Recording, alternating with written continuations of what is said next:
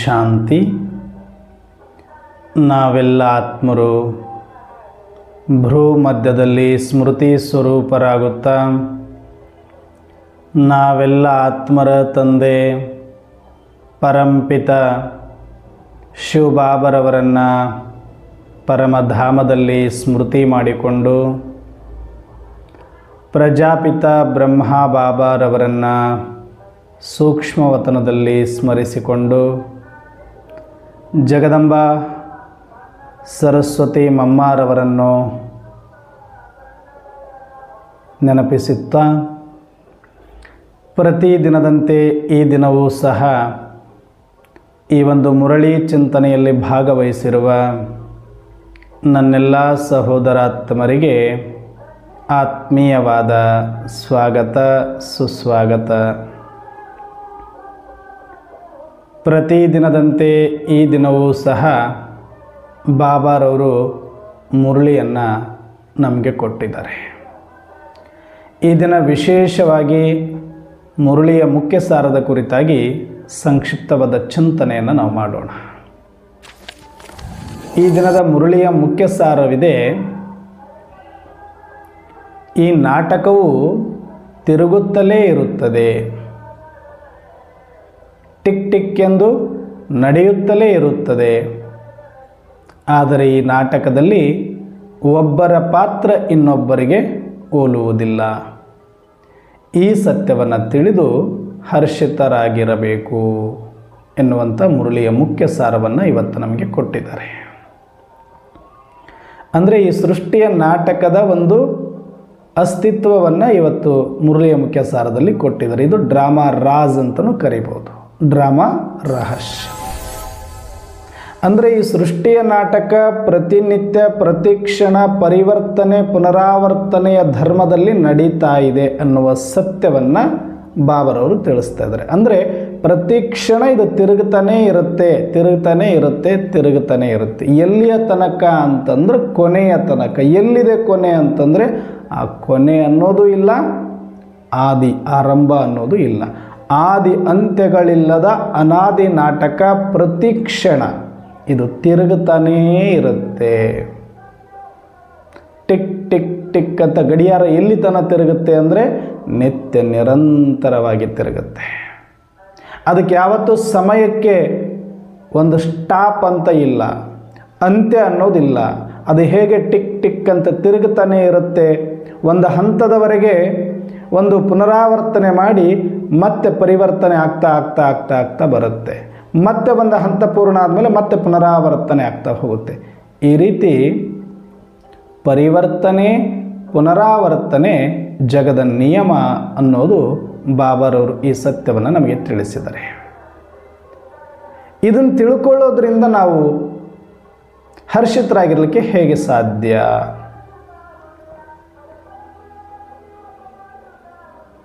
ಇದರಿಂದ ಏನು ಉಪಯೋಗ ನಮಗೆ? ಇದನ್ನು ತಿಳ್ಕೊಳ್ಳೋದ್ರಿಂದ ನಮ್ಮ ಖುಷಿಗೂ ಮತ್ತು ಇದಕ್ಕೂ ಏನು ಸಂಬಂಧ? ಏನು ಸಂಬಂಧ ಅಂದರೆ ಈ ಡ್ರಾಮಾ, ಈ ಸೃಷ್ಟಿ ಅಥವಾ ಈ ಸೃಷ್ಟಿ ನಾಟಕ ಇದು ಯಾವುದೇ ಕಾರಣಕ್ಕೂ ಎಂದಿಗೂ ನಿಲ್ಲುವುದಿಲ್ಲ. ಹಾಗಾದರೆ ಈ ನಾಟಕ ನಿಲ್ಲದೆ ಇರೋದಕ್ಕೂ ನಾಟಕ ತಿರುಗೋದಕ್ಕೂ ನಮ್ಮ ಹರ್ಷಿತ ಅಥವಾ ಖುಷಿಗೆ ಏನು ಸಂಬಂಧ? ಸಂಬಂಧ ಇದೆ. ನಾವೆಲ್ಲರೂ ಕೂಡ ಈಗ ಕಲಿಯುಗದ ಘೋರ ಅಂಧಕಾರದ ಸಮಯದಲ್ಲಿ ಇರೋದರಿಂದ ಒಂದಲ್ಲ ಒಂದು ದುಃಖಗಳು ನಮ್ಮನ್ನು ಬಾಧಿಸ್ತಾ ಇವೆ. ಕೆಲವರಿಗೆ ಶಾರೀರಿಕವಾಗಿ, ಕೆಲವರಿಗೆ ಮಾನಸಿಕವಾಗಿ, ಕೆಲವರಿಗೆ ಸಾಮಾಜಿಕವಾಗಿ, ಇನ್ನು ಕೆಲವರಿಗೆ ಆರ್ಥಿಕವಾಗಿ. ಅದು ಯಾವುದೋ ಒಂದು ರೂಪದಲ್ಲಿ ನಮಗೆ ಸಂಬಂಧಿಕರಿಂದ, ಉದ್ಯೋಗದಿಂದ, ವ್ಯಾಪಾರದಿಂದ, ಯಾವುದೋ ಒಂದು ರೂಪದಲ್ಲಿ ಒಂದಷ್ಟು ಕಿರಿಕಿರಿ, ಮನಸ್ತಾಪ, ಬೇಜಾರು, ಚಿಂತೆ, ದುಃಖ, ಜಿಗುಪ್ಸೆ, ನಿರಾಸೆ, ಇದು ಈ ಕಲಿಯುಗದ ಒಂದು ಚಿತ್ರಣವನ್ನು ಪ್ರದರ್ಶಿಸಲಿಕ್ಕೆ ಇರಬಹುದಾದ ಎಲ್ಲ ಲಕ್ಷಣಗಳು ಈ ಸಮಯದಲ್ಲಿ ಇದೆ. ನಮ್ಮ ಜೀವನದಲ್ಲಿ ಅಷ್ಟೇ ಅಲ್ಲ, ಎಲ್ಲರ ಜೀವನದಲ್ಲೂ ಇದೆ. ಎಲ್ಲರ ಜೀವನದಲ್ಲಿ ನಾವು ಅಂದ್ಕೊಳ್ತೀವಿ ಇವ್ರು ಚೆನ್ನಾಗಿದ್ದಾರೆ, ಇವ್ರು ಚೆನ್ನಾಗಿದ್ದಾರೆ, ಇವ್ರು ಚೆನ್ನಾಗಿದ್ದಾರೆ. ಇದು ಮಾತ್ರ ತಪ್ಪು ಕಲ್ಪನೆ. ಯಾರೊಬ್ಬರು ಕೂಡ ಈಗ ಚೆನ್ನಾಗಿಲ್ಲ, ಯಾರೊಬ್ಬರು ಕೂಡ ಚೆನ್ನಾಗಿಲ್ಲ. ಎಲ್ಲರ ಪಾತ್ರಗಳಲ್ಲಿಯೂ ಕೂಡ ಒಂದಷ್ಟು ದುಃಖ ಇರುತ್ತೆ, ಇಲ್ಲ ಒಂದಷ್ಟು ಬಲಹೀನತೆ ಇರುತ್ತೆ, ಇಲ್ಲ ಒಂದಷ್ಟು ಚಿಂತೆ ಇರುತ್ತೆ, ಭಯ ಇರುತ್ತೆ, ಯಾವುದೋ ಒಂದು ರೂಪದಲ್ಲಿ ಕಿರಿಕಿರಿ. ಯಾರೂ ಕಿರಿಕಿರಿ ಮಾಡಿಲ್ಲ ಅಂದರೆ ಶರೀರದ ಕಿರಿಕಿರಿ, ಶರೀರ ಸುಮ್ಮನೆ ಇದ್ದರೆ ಮನಸ್ಸಿನ ಕಿರಿಕಿರಿ, ಇವೆಲ್ಲ ಸುಮ್ಮನೆ ಇದ್ದರೆ ಪ್ರಕೃತಿಯ ಕಿರಿಕಿರಿ. ಒಂದಲ್ಲ ಎರಡಲ್ಲ ಕಿರಿಕಿರಿ ಮಾಡಲಿಕ್ಕೆ ಎಷ್ಟು ಬೇಕು ಎಲ್ಲವೂ ಕೂಡ ಕಲಿಯುಗದಲ್ಲಿದೆ. ಎಲ್ಲವೂ ಎಲ್ಲ ಇರೋದೇ ನಮಗೆ ಕಿರಿಕಿರಿ ಕೊಡಲಿಕ್ಕೆ. ಯಾಕಂದರೆ ಇದು ಕಲಿಯುಗದಲ್ಲಿ ನೀನು ಬಂದಿದೆಯಾ ಅಂದರೆ ಇದನ್ನು ಅನುಭವಿಸಿನೇ ಹೊರಗಡೆ ಹೋಗಬೇಕು. ಸುಮ್ಮನೆ ಇದು ಹೈವೇ ಬ್ರಿಡ್ಜ್ ಅಲ್ಲ, ಇದರ ಮುಖಾಂತರನೇ ದಾಟ್ಕೊಂಡು ಕಲಿಯುಗವನ್ನು ದಾಟ್ಕೊಂಡು ಬಂದಿದ್ದೀವಿ ಅಂದರೆ ಅರ್ಥ ಏನು? ಇವುಗಳನ್ನು ಆಯ್ಸಿ ಒದ್ದುಕೊಂಡು ಇವುಗಳನ್ನು ಅಂಟಿಸ್ಕೊಂಡೇ ನಾವು ಬಂದಿದ್ದೀವಿ ಅಂತ ಅರ್ಥ. ಈಗ ಒಂದು ಕಪ್ಪು ಇದ್ದಲು ರೂಮಲ್ಲಿ, ಮಸಿ ರೂಮಲ್ಲಿ ನಿಮ್ಮನ್ನು ಕಳಿಸಿಬಿಟ್ಟು ಆ ದಾರಿ ತುಂಬ ಬರೀ ಮಸಿನೇ ಬೆಳೆದಿತ್ತು, ಮಸಿನೇ ಇತ್ತು ಅಂದರೆ ನೀವು ಆ ಸಂದುರಿ ಒಳಗಡೆ ದಾಟ್ಕೊಂಡು ಹೋಗಬೇಕು. ಸುಮ್ಮನೆ 1 ಫೀಟ್ ಜಾಗ ಇದೆ, ನೀವು ಹಿಂಗೆ ಹೋಗಬೇಕು, ಅದು ಸುತ್ತಲೂ ಮಸಿ ಇದೆ, ಅದನ್ನೇ ದಾಟ್ಕೊಂಡು ಆ ದಾರಿ ಮುಖಾಂತರ ನೀವು ಹೊರಗಡೆ ಬರಬೇಕು ಅಂತಂದಾಗ ಎಲ್ಲೂ ಮಸಿ ಹತ್ತಿದಿರ ನೀವು ಬರಲಿಕ್ಕೆ ಸಾಧ್ಯನೇ ಇಲ್ಲ. ಅಷ್ಟು ಮಸಿ ಹತ್ತೇ ಇರುತ್ತೆ. ನೀವು ಎಷ್ಟೇ ನೀಟಾಗಿ ಬಂದರೂ ಕೂಡ ಒಂದು ಸ್ವಲ್ಪ ಆದರೂ ಎಲ್ಲಾದರೂ ಒಂದು ಚುಕ್ಕೆ ಕೂತ್ಕೊಂಡ್ಬಿಡುತ್ತೆ. ನೀಟಾಗಿ ಬರೋಕ್ಕೆ ಆಗದೇ ಇಲ್ಲ ಅಂದ್ಕೊಳ್ಳಿ, ಅಷ್ಟು ಮಸಿ ಮೆತ್ಕೊಂಡ್ಬಿಡುತ್ತೆ. ಯಾಕಂದರೆ ಹೋಗ್ತಾ ಇರೋ ದಾರಿನೇ ಮಸಿ ಇದೆ, ಇದ್ದಲು ಇದೆ, ಕಪ್ಪಿದೆ, ಗಲೀಜಿದೆ, ಕೊಳಕಿದೆ ಅಂದಾಗ ಆ ದಾರಿ ಮುಖಾಂತರನೇ ಹೋಗಬೇಕು ಅಂದಾಗ ಒಂದಲ್ಲ ಒಂದು ಸ್ವಲ್ಪ ಗೊತ್ತಿದ್ದೋ ಗೊತ್ತಿಲ್ಲದನ್ನು ನಮಗೆ ಹತ್ತುತ್ತೆ. ಹೇಗೋ ಹಾಗೆ ಈ ಕಲಿಯುಗದ ಸಂದುರಿ ಮಾರ್ಗದಲ್ಲಿ ನಾವೆಲ್ಲರೂ ದಾಟಬೇಕು. ಯಾರು? ಪ್ರಜಾಪಿತ ಬ್ರಹ್ಮನಂತ ಬ್ರಹ್ಮ, ಮಮ್ಮರಂತ ಮಮ್ಮ, ಆದಿದೇವ ಆದಿರತ್ನರು ಕೂಡ ದೇವಾನುದೇವತೆಗಳಂತ ಅನಿಸ್ಕೊಂಡಿದ್ದ ನಾವೆಲ್ಲ 33 ಕೋಟಿ ದೇವಾತ್ಮರು ಕೂಡ ಕೊನೆಯ ಬಾಗಿಲಲ್ಲಿ ದಾಟಬೇಕಾದರೆ ನಾವು ಕಲಿಯುಗದ ಬಾಗಿಲಲ್ಲಿ ದಾಟ್ಕೊಂಡು ಬರಬೇಕು. ಸತ್ಯುಗ ಹೆಬ್ಬಾಗಿಲಿರ್ಬೋದು ನಮಗೆ, ಅದಕ್ಕಿಂತ ಚಿಕ್ಕದು ತ್ರೇತಾಯುಗದ ಹೆಬ್ಬಾಗಿಲು, ಅದಕ್ಕಿಂತ ಚಿಕ್ಕದು ದ್ವಾಪರ ಯುಗ, ಈಗ ಅದಕ್ಕಿಂತ ಸಂದೂರಿ ಈ ಮಾರ್ಗ ಒಬ್ಬರು ಮಾತ್ರ ಅದು ಟೈಟಾಗಿ ಬರುವಷ್ಟು ಕಿರಿದಾದ ಕಿರಿಮಾರ್ಗ ಕಲಿಯುಗದ ಮಾರ್ಗದಲ್ಲಿ ಈ ಬಾಗಿಲನ್ನು ದಾಟಿಕೊಂಡು ಬಹಳ ಸುದೀರ್ಘ ಪ್ರಯಾಣ ಮಾಡಿಕೊಂಡು ನಾವು ಹೊರಗಡೆ ಬರಬೇಕು ಅಂದರೆ ಇಲ್ಲೊಂದಷ್ಟು ದುಃಖದ ಮಸಿ, ಚಿಂತೆ, ಜಿಗುಪ್ಸೆ, ನಿರಾಸೆ, ಬೇಜಾರು, ಬಲಹೀನತೆ ಒಂದಲ್ಲ ಒಂದು ರೀತಿಯಲ್ಲಿ ಪ್ರತಿಯೊಂದು ಪಾತ್ರಕ್ಕೂ ಕೂಡ ಈ ಕಲಿಯುಗದ ಮಸಿ ಅಂಟಿಸಿಕೊಳ್ಳದೆ ಹೊರಗಡೆ ಬರಲಿಕ್ಕೆ ಸಾಧ್ಯನೇ ಇಲ್ಲ. ಎಲ್ಲರ ಪಾತ್ರದಲ್ಲೂ ಇದೆ. ಈಗ ಬಲೆ ನಾವು ಆತ್ಮ ಆಗಿ ಜ್ಞಾನವನ್ನು ತೆಗೆದುಕೊಂಡಿರಬಹುದು, ಆತ್ಮದ ಅನುಭೂತಿ ಮಾಡೋದ್ರೊಳಗಡೆ ಪಾತ್ರದ ಪ್ರಭಾವದಿಂದ ಮುಕ್ತರೂ ಆಗಬಹುದು. ನಾವು ಯಾರು ಈ ಆತ್ಮಜ್ಞಾನವನ್ನು ಪಡೆದು ಪರಮಾತ್ಮ ಜ್ಞಾನವನ್ನು ಪಡೆದು 3 ಲೋಕದ ಜ್ಞಾನವನ್ನು ತಿಳಿದು ಈ ತ್ರಿಕಾಲ ಜ್ಞಾನವನ್ನು ಅರಿತು ಆತ್ಮದ ಅಭ್ಯಾಸ ಮಾಡಿಕೊಂಡು ಆತ್ಮ ಅಭಿಮಾನಿಯಾಗಿ ಪರಮಾತ್ಮನ ನೆನಪಿನಲ್ಲಿ ಮುಳುಗಿ ಡ್ರಾಮಾ ನಿಶ್ಚಯದ ಪಾಠವನ್ನು ಪಕ್ಕಾ ಮಾಡಿಕೊಂಡು ಯಾರ ಸಾಕ್ಷಿಯಾಗಿದ್ದಾರೆ, ಯಾರು ಅತೀತರಾಗಿದ್ದಾರೆ, ಯಾರು ಅಶರೀರಿ ಆಗಿದ್ದಾರೆ ಅಂಥ ಕೆಲವು ಬೆರಳೆಣಿಕೆಯ ಆತ್ಮರಷ್ಟೇ ಈ ಸಮಯದಲ್ಲಿ ಆ ದುಃಖ, ನಿರಾಸೆ, ಚಿಂತೆ, ಭಯ ಕಲಿಯುಗದ ಈ ಪ್ರಭಾವದಿಂದ ಮುಕ್ತರಾಗಿದ್ದಾರೆ. ಅವರನ್ನು ಬಿಟ್ಟು ಬೇರೆ ಯಾರೂ ಕೂಡ ಎಷ್ಟೇ ಜ್ಞಾನ ತಗೊಂಡಿರಲಿ, ಎಷ್ಟೇ ನಾವು ಸೇವೆ ಮಾಡ್ತಾ ಇರಲಿ, ನಾನು ಹೊರಗಿನವ್ರದ್ದು ಮಾತಾಡ್ತಾ ಇಲ್ಲ, ನಮ್ಮವ್ರದ್ದೇ. ಯಾರು ನಾವು ಜ್ಞಾನ ತಗೊಂಡು ಬಾಬಾರವ್ರು ಸಿಕ್ಕಿದರೆ ಆತ್ಮಜ್ಞಾನವನ್ನು ನಾವು ಪಡ್ಕೊಂಡಿದ್ದೀವಿ ಅಂತ ನಡೀತಾ ಇದ್ದೀವಿ, ನಾವಿನ್ನೂ ಸಾಕ್ಷಿ ಆಗಲಿಕ್ಕೆ ಪುರುಷಾರ್ಥ ಮಾಡ್ತಾ ಇದ್ದೀವಿ, ನಮ್ಮೆಲ್ಲರ ಪಾತ್ರದಲ್ಲೂ ಇವತ್ತಿಗೂ ಈ ಕ್ಷಣದವರೆಗೂ ಕೂಡ ಒಂದಷ್ಟು ದುಃಖನಾದರೂ ಇದೆ, ಒಂದಷ್ಟು ಬಲಹೀನತೆನಾದರೂ ಇದೆ, ಇಲ್ಲ ಜಿಗುಪ್ಸೆನಾದರೂ ಇದೆ, ಇಲ್ಲ ಬೇಜಾರಾದರೂ ಇದೆ, ಇಲ್ಲ ಭಯನಾದರೂ ಇದ್ದೇ ಇರುತ್ತೆ ಪಾತ್ರದಲ್ಲಿ. ಇದರ ಪ್ರಭಾವದಿಂದ ಮುಕ್ತ ಆಗಲಿಕ್ಕೆ ನಾವು ಅವಾಗ ಈ ಆತ್ಮದ ನೆರಳಿನಲ್ಲಿ ಹೋಗಿ ಕೂತ್ಕೊಳ್ತೀವಿ. ಯಾಕಂದರೆ ಇಲ್ಲಿ ಪಾತ್ರ ಮತ್ತು ಆತ್ಮಕ್ಕೆ ಒಂದಷ್ಟು ಎಕ್ಸ್ಚೇಂಜ್ ಆಗ್ತಾ ಇದೆ ನಮ್ಮದು. ಒಂದು ಸ್ವಲ್ಪ ಹೊತ್ತು ನಾವು ಪ್ರಾಕ್ಟಿಕಲಲ್ಲಿ ಬಂದಾಗ ಪಾತ್ರದಲ್ಲಿ ಬಂದುಬಿಡ್ತೀವಿ. ನಾನು ಲಿಂಗರಾಜ, ನಾನು ಇಂಥವನು, ನಾನು ಇಂಥ ಕೆಲಸ ಮಾಡ್ತೀನಿ, ನಾನು ಇಂಥ ಸೇವೆಯಲ್ಲಿದ್ದೀನಿ, ನನಗೆ ಹಿಂಗೆಲ್ಲ ಇದೆ. ಇದೆಲ್ಲನೂ ಕೂಡ ಪಾತ್ರದ ಪ್ರಭಾವ, ಪಾತ್ರದ ಸ್ಥಿತಿಯಲ್ಲಿ ಬಂದಾಗ ಈ ಮಸಿ ಅಂಟ್ಕೊಳ್ಳುತ್ತೆ. ಸ್ವಲ್ಪ ದುಃಖನೋ, ಸ್ವಲ್ಪ ಬೇಜಾರು ಹತ್ಕೊಳ್ಳೇಬೇಕು. ಪಾತ್ರ ಅಂತ ನೀವು ಬಂದ್ರಿ ಅಂದರೆ ಇಲ್ಲಿ ಸ್ವಲ್ಪ ಆದರೂ ಹತ್ತುತ್ತೆ ನಿಮಗೆ. ಮತ್ತೆ ಇಲ್ಲಿ ಸಾಕಾಗಿ ಅಯ್ಯೋ ನಾನು ಎಲ್ಲೋ ಬಂದುಬಿಟ್ಟಿದ್ದೀನಿ ಅಂತ ಗೊತ್ತಾದ ತಕ್ಷಣವೇ ಮತ್ತೆ ಏನು ಮಾಡ್ತೀವಿ ನಾವು, ಟಕ್ ಅಂತ ಮತ್ತೆ ಗೇರ್ ಚೇಂಜ್ ಮಾಡಿಕೊಂಡು ರಿವರ್ಸ್ ಗೇರ್ ಹಾಕ್ಕೊಂಡು ನಾನು ಆತ್ಮ ಅನ್ನುವ ಅಭ್ಯಾಸದ ಕಡೆಗೆ ಗಮನ ಕೊಡ್ತೀನಿ. ಇದು ನನಗೇನಿಲ್ಲ, ಇದು ನಂದಲ್ಲ, ಇದು ನನಗಲ್ಲ, ಇದು ನಾನಲ್ಲ, ಇದೇನೂ ನನಗೆ ತೊಂದರೆ ಮಾಡೋಲ್ಲ, ನಾನು ಆತ್ಮ ಇದ್ದೀನಿ, ನಾನು ಅವಿನಾಶಿ ಇದ್ದೀನಿ, ನಾನು ಅನಾದಿ ಇದ್ದೀನಿ, ನಾನು ಪರಮಾತ್ಮನ ಮಗು ಇದ್ದೀನಿ. ಈ ಥರ ಮತ್ತೆ ನಮಗೆ ಸ್ವಮಾನಗಳನ್ನು ಕೊಟ್ಕೊಂಡು ಸ್ವರೂಪದಲ್ಲಿ ಬಂದು ಆತ್ಮದ ಅಭ್ಯಾಸ ಮಾಡ್ತಾ ಬಂದಾಗ ಈ ಪಾತ್ರದ ಪ್ರಭಾವ ಪಾತ್ರದಲ್ಲಿ ಇರುತ್ತೆ. ಅದು ಬಲಹೀನತೆ ಹಂಗೆ ಇದೆ, ಜಿಗುಪ್ಸೆ ಹಂಗೆ ಇದೆ, ಭಯ ಹಂಗೆ ಇದೆ, ಚಿಂತೆ ಹಂಗೆ ಇದೆ. ಆದರೆ ಅದರ ಪ್ರಭಾವದಿಂದ ಮುಕ್ತನಾಗಲಿಕ್ಕೆ ಮತ್ತೆ ಮತ್ತೆ ನಾವು ಟ್ರಾಫಿಕ್ ಕಂಟ್ರೋಲ್ ಮಾಡ್ಕೊಳ್ತೀವಿ, ಗಂಟೆಗೊಂದು ಸಲ ಯೋಗಾಭ್ಯಾಸ ಮಾಡ್ಕೊಳ್ತೀವಿ, ನುಮಾಶಾಮ್ ಮಾಡ್ಕೊಳ್ತೀವಿ, ಅಮೃತವೇಲ ಮಾಡ್ಕೊಳ್ತೀವಿ, ಮುರಳಿಯನ್ನು ಓದ್ತೀವಿ, ಹಾಡುಗಳನ್ನು ಕೇಳ್ತೀವಿ. ಈ ರೀತಿಯಾಗಿ ದಿನದಲ್ಲಿ ನಮಗೆ ಈ ಪಾತ್ರದ ಪ್ರಭಾವದಿಂದ ತಪ್ಪಿಸ್ಕೊಳ್ಳೋದಕ್ಕೆ, ಮುಕ್ತರಾಗುವಷ್ಟು ಪುರುಷಾರ್ಥ ಇನ್ನೂ ಮಾಡಲಿಲ್ಲ, ಆದರೆ ತಪ್ಪಿಸ್ಕೊಳ್ಳೋಕ್ಕಾದರೂ ಪ್ರಯತ್ನ ಮಾಡಬಹುದು ಅಂತ ಯೋಗಾಭ್ಯಾಸದಲ್ಲಿ ನಾವು ನಿರತರಾಗಿದ್ದೇವೆ. ಯೋಗ ಅಭ್ಯಾಸದಿಂದ ಪಾತ್ರದ ಪ್ರಭಾವದಿಂದ ಮುಕ್ತ ಆಗಬಹುದು ಹೊರತಾಗಿ ಅಶರೀರಿ ಆಗಕ್ಕಾಗಲ್ಲ. ಅಶರೀರಿ ನೀವು ಜ್ಞಾನದಿಂದನೇ ಆಗಬೇಕು ಹೊರತಾಗಿ ಯೋಗದಿಂದ ಅಲ್ಲ.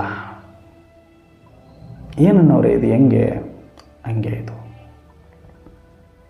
ಅಶರೀರಿ ಆಗಲಿಕ್ಕೆ ಬಹಳ ಕಾಲದ ಅಭ್ಯಾಸ ಬೇಕು ಅಂತ ನಾವು ಅಂದ್ಕೊಳ್ತೀವಿ. ಸಾಕ್ಷಿ ಆಗಲಿಕ್ಕೆ ಬಹಳ ಕಾಲದ ಅಭ್ಯಾಸ ಬೇಕು ಅಂತೀವಿ. ಆದರೆ ಯಥಾರ್ಥ ಏನು ಅಂದರೆ, ಒಳಗಡೆ ಸ್ಪಷ್ಟವಾದ ಕ್ಲಾರಿಟಿ ನಮಗೆ ಸಿಕ್ಕರೆ 1 ಸೆಕೆಂಡ್ ಸಾಕು ಅಶರೀರಿ ಸ್ಥಿತಿ ಅನುಭವ ಮಾಡಲಿಕ್ಕೆ, ಸಾಕ್ಷಿ ಸ್ಥಿತಿ ಅನುಭವ ಮಾಡಲಿಕ್ಕೆ, ಬಿಂದು ಸ್ಥಿತಿ ಅನುಭವ ಮಾಡಲಿಕ್ಕೆ. ನೀವು ಮಾಡ್ತಿರೋದನ್ನ ಪ್ರತಿದಿನ ನೀವು ಮಾಡ್ತೀರಿ. ನೀವು ಅನ್ಕೊಳ್ತೀರಿ ನಮಗೆ ಸಾಕ್ಷಿ ಸ್ಥಿತಿ ಬಂದೇ ಇಲ್ಲ ಅಣ್ಣವ್ರೆ, ಅದೆಂಗೆ ನಾವು ಮಾಡ್ತೀವಿ? ಅಶರೀರಿ ನಾವು ಹಾಗೇ ಇಲ್ಲ ಅಣ್ಣವ್ರೆ, ಅದು ಹೆಂಗೆ ಆಗ್ತೀವಿ? ನಾವಿನ್ನೂ ಬಹಳ ಸಾಧನೆ ಮಾಡಬೇಕು, ದಾದಿಗಳ ಥರ ತಪಸ್ಸು ಮಾಡಬೇಕು, ನಾವಿನ್ನೂ ತುಂಬ ಮಾಡೋದಿದೆ ಅಣ್ಣವ್ರೆ. ನಾವೆಲ್ಲಿ ಅಶರೀರಿ ಆಗಲಿಕ್ಕಾಗತ್ತೆ, ಸಾಕ್ಷಿ ಆಗಲಿಕ್ಕಾಗತ್ತೆ, ಬಿಂದು ಆಗಲಿಕ್ಕಾಗತ್ತೆ?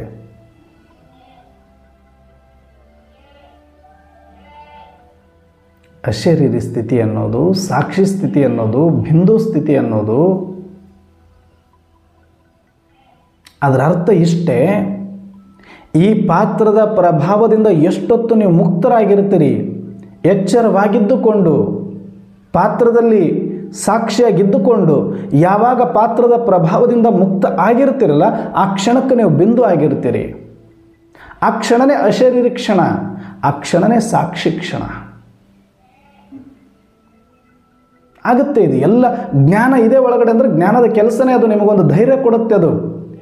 ನೀನು ಅಂಜಬೇಡ, ಸ್ವಲ್ಪ ಶರೀರಕ್ಕೇನೋ ಆಯಿತು, ನೀನು ಅಂಜ್ಕೋಬೇಡ, ಏನಿದೆ ಶರೀರ ಹೋಗುತ್ತೆ ಬರುತ್ತೆ, ನೀನು ಆತ್ಮ ಇದೆಯಾ ಅನಾದಿ ಇದೆಯಾ ಬಿಟ್ಟುಬಿಡು ಅಂದರೆ ಆ ಕ್ಷಣ ನೀವು ಸಾಕ್ಷಿ ಆದ್ರಿ.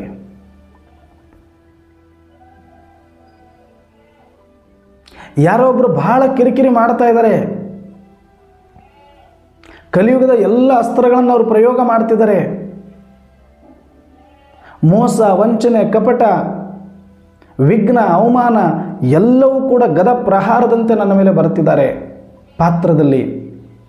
ಈಗ ನಾನು ಅವ್ರ ಎದುರಿಗೆ ನಿಂತುಕೊಂಡು ನಾನು ಕಲಿಯುಗದ ವಿರಾಟ್ ರೂಪವನ್ನು ಪಡೀಲಿಕ್ಕಾಗೋದಿಲ್ಲ, ಅವ್ರ ಜೊತೆ ವಾಗ್ವಾದ ಮಾಡೋಕ್ಕಾಗೋದಿಲ್ಲ, ಅವ್ರನ್ನ ವಿರೋಧ ಮಾಡೋಕ್ಕಾಗೋದಿಲ್ಲ.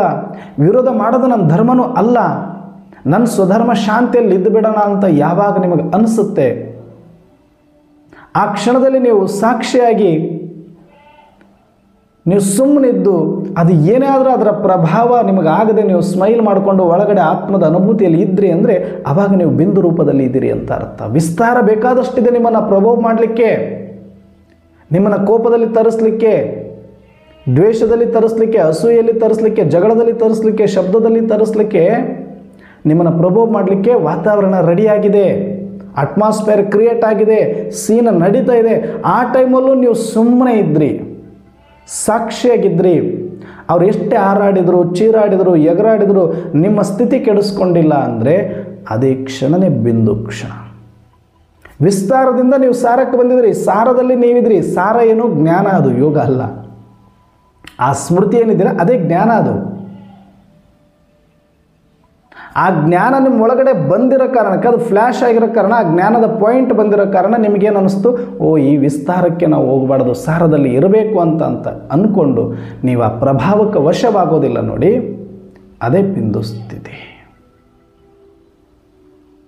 ಅದು ಒಂದು ಕ್ಷಣ ಆಗಿರ್ಬೋದು, 10 ಸೆಕೆಂಡ್ ಆಗಿರ್ಬೋದು, 1 ನಿಮಿಷ ಆಗಿರ್ಬೋದು, 2 ನಿಮಿಷ ಆಗಿರ್ಬೋದು. ಅವರು ಎಷ್ಟೇ ಹೊತ್ತು ಬೈದಾಡ್ತಾ ಇದ್ದಾರೆ, ಕೂಗಾಡ್ತಿದ್ರೆ, ಅದು 5 ನಿಮಿಷ 10 ನಿಮಿಷ ಆಗಿದ್ರೂ ಕೂಡ ನೀವು ಪ್ರಭಾವ ಮುಕ್ತರಾಗಿಬಿಟ್ಟಿದ್ರಿ. ನಿಮ್ಮೊಳಗಡೆ ಬೇಜಾರೂ ಆಗಲಿಲ್ಲ, ಕೋಪನೂ ಬರಲಿಲ್ಲ. ಅಯ್ಯೋ ಬೇಡಪ್ಪ ಇವ್ರದ್ದು ಇದ್ದದ್ದೇ ಅಂತ ಅಂದ್ಕೊಂಡ್ರಿ. ಅದರ ಎಫೆಕ್ಟೇ ನೀವು ಒಳಗಡೆ ತಗೊಳ್ಳಿಲ್ಲ ಅಂದರೆ ಅದೇ ಸಾರ ಸ್ಥಿತಿ, ಬಿಂದು ಸ್ಥಿತಿ. ಇದನ್ನು ನೀವು ಅನುಭವ ಮಾಡ್ತೀರಿ. ಯಾಕಂದರೆ ನಿಮ್ಮ ಒಳಗಡೆ ಜ್ಞಾನ ಇದೆ ಅಂದರೆ ಇಡೀ ದಿನವನ್ನು ನಿಮಗೆ ಅದು ಕಾಪಾಡಲಿಕ್ಕಾಗದೇ ಇರ್ಬೋದು. ಆದರೆ ಕೆಲವು ಸಂದರ್ಭಗಳಲ್ಲಿ ಆದರೂ, ಕೆಲವು ನಿಮಿಷಗಳಿಗಾದರೂ, ಕೆಲವು ಸೆಕೆಂಡ್ಗಳಿಗಾದರೂ ನಿಮ್ಮನ್ನು ಜಾಗೃತ ಮಾಡಿ ಆ ಪ್ರಭಾವದಿಂದ ಒಂದಷ್ಟು ಮುಕ್ತರನ್ನಾಗಿ ಮಾಡುತ್ತೆ. ಅವರ ಕೊಟ್ಟಿರುವ ಹೇಟಿಗೆ ಒಂದು 50 ಫೀಟ್ ಒಳಗಡೆ ಹೋಗಬೇಕು, ಅಷ್ಟು ರಭಸವಾಗಿ ಅವ್ರದ್ದು ಬಂದಿತ್ತು ಮಾತು, ವಿಘ್ನ, ಪ್ರಭಾವ, ಕಠೋರತೆ. ಅಂದರೆ ಅಟ್ಲೀಸ್ಟ್ ನೀವು ಆ ಸ್ಥಾರ ಸ್ಥಿತಿಯಲ್ಲಿದ್ದಾಗ ಪೂರ್ತಿ ಅದನ್ನು ಅವಾಯ್ಡ್ ಮಾಡೋಕ್ಕಾಗಿಲ್ಲ ಅಂದ್ರೂ 50% ಹೋಗಬೇಕಾಗಿರೋದು ಒಳಗಡೆ ಒಂದು 5%ಅಲ್ಲೇ ನಿಂತ್ಕೊಳ್ಳುತ್ತೆ ಅಷ್ಟೇ. ಒಂದು 5% ಏನೋ ಸ್ವಲ್ಪ ಗಲಿಬಿಲಿ ಆಗುತ್ತೆ, ಸ್ವಲ್ಪ ಗಾಬರಿ ಆಗುತ್ತೆ, ಸ್ವಲ್ಪ ಅವಾಕ್ಕಾಗ್ತೀರಿ. ಆದರೆ ಮತ್ತೆ ಸಾರದಲ್ಲಿ ಬಂದುಬಿಡ್ತೀರಿ. ಆ ಕ್ಷಣಕ್ಕೆ ನಿಮ್ಮನ್ನು ಜಾಗೃತಪಡಿಸಿದ್ದು ಯಾವುದು ಅಂದರೆ ಸ್ಮೃತಿ. ಸ್ಮೃತಿ ಅಂದ್ರೇ ಜ್ಞಾನ. ಜ್ಞಾನದ ಕೆಲಸ ಇದು. ನಮ್ಮೊಳಗಡೆ ಆ ಜ್ಞಾನ ಬಂದ, ಆ ಸ್ಮೃತಿ ಬಂದಾಗ ಅವ್ರು ಮಾಡ್ತಾ ಇರೋದು, ನಾವು ಒಳಗಡೆ ತಗೊಳ್ಬಾರ್ದು ಅನ್ನುವಂಥ, ವಿಸ್ತಾರದಲ್ಲಿ ಹೋಗಬಾರ್ದು ಅನ್ನುವಂಥ ಸಾರ ಸ್ಮೃತಿಯಲ್ಲಿ ಕುಳಿಸ್ಕೊತಲ್ಲ, ಅದೇ ಜ್ಞಾನ, ಅದೇ ಬಿಂದು ಸ್ಥಿತಿ. ಇನ್ನು ಅಶರೀರಿ ಸ್ಥಿತಿ. ಯಾವುದೋ ಒಂದು ಬಾಬಾರವರ ಹಾಡು ಕೇಳ್ತಾ ಇರ್ತೀರಿ, ಬಾಬಾರವ್ರ ಮನೆಗೆ ಹೋಗ್ತೀರಿ, ಯಾರೋ ಒಬ್ಬರು ಅಕ್ಕವ್ರನ್ನ ನೋಡ್ತೀರಿ, ಇಲ್ಲ ಮಧುಬನಕ್ಕೆ ಹೋಗ್ತೀರಿ. ಒಂದು ಕ್ಷಣಕ್ಕೆ ನಿಮ್ಮನ್ನು ನೀವು ಈ ಪ್ರಪಂಚದಿಂದ ಮರೆತು ಬಿಟ್ಟಿರ್ತೀರಿ. ನಿಮ್ಮ ಶರೀರದ ಅರಿವೇ ನಿಮಗಿರೋದಿಲ್ಲ. ನೀವು ಯಾರು ಅನ್ನೋದು ಮರೆತೋಗ್ಬಿಡ್ಬೋದು. ನಿಮ್ಮ ಹೆಸರು ಮರೆತೋಗಿರ್ಬೋದು, ಒಂದೊಂದ್ಸಲಿ ನಿಮ್ಮ ಜೊತೆಗೆ ಬಂದಿರೋರು ಮರೆತೋಗ್ಬಿಡ್ಬೋದು. ನೀವು ಎಲ್ಲಿ ಕೂತಿದ್ದೀರಿ ಅನ್ನೋದು ಮರೆತೋಗಿರ್ಬೋದು. ಎಷ್ಟೋ ಕ್ಷಣಗಳಾಗಿದೆ. ಇದು ಗಂಟೆಗಟ್ಟಲೆ ಆಗಿದೆ ಅಂತಲ್ಲ, ನಿಮಿಷಗಳ ಗಟ್ಟಲೆ ಆಗಬೇಕಂತಿಲ್ಲ. 1 ಕ್ಷಣಕ್ಕೆ, 2 ಕ್ಷಣಕ್ಕೆ, 5 ಸೆಕೆಂಡು, 10 ಸೆಕೆಂಡಿಗೆ ನೀವು ಮೈ ಮರೆತರೂ ಕೂಡ ಅದು ಅಶರೀರಿ ಸ್ಥಿತಿ. ಅಶರೀರಿ ಸ್ಥಿತಿ.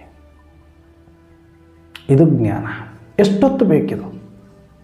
ಇದಕ್ಕೆ ಪ್ರಿಪರೇಷನ್ ಬೇಕಾಗಿಲ್ಲ. ಒಳಗಡೆ ಜ್ಞಾನ, ತಿಳುವಳಿಕೆ ಇತ್ತು ಅಂದರೆ, ಆ ಸ್ಮೃತಿ ಬಂತು ಅಂದರೆ ಟಕ್ಕಂತ ಅದ್ರ ಕೆಲಸ ಮಾಡುತ್ತೆ. ಹೆಂಗೆ ಸ್ವಿಚ್ ಹಾಕಿದ ತಕ್ಷಣ ಬೆಳಕು ಬರುತ್ತೋ ಹಾಗೆ ಸ್ಮೃತಿ ಬಂದ ತಕ್ಷಣವೇ ಪ್ರಭಾವ ಮುಕ್ತ ಓರ ರೆಡಿಯಾಗಿ ನಿಮ್ಮನ್ನು ರಕ್ಷಣೆ ಮಾಡುತ್ತೆ.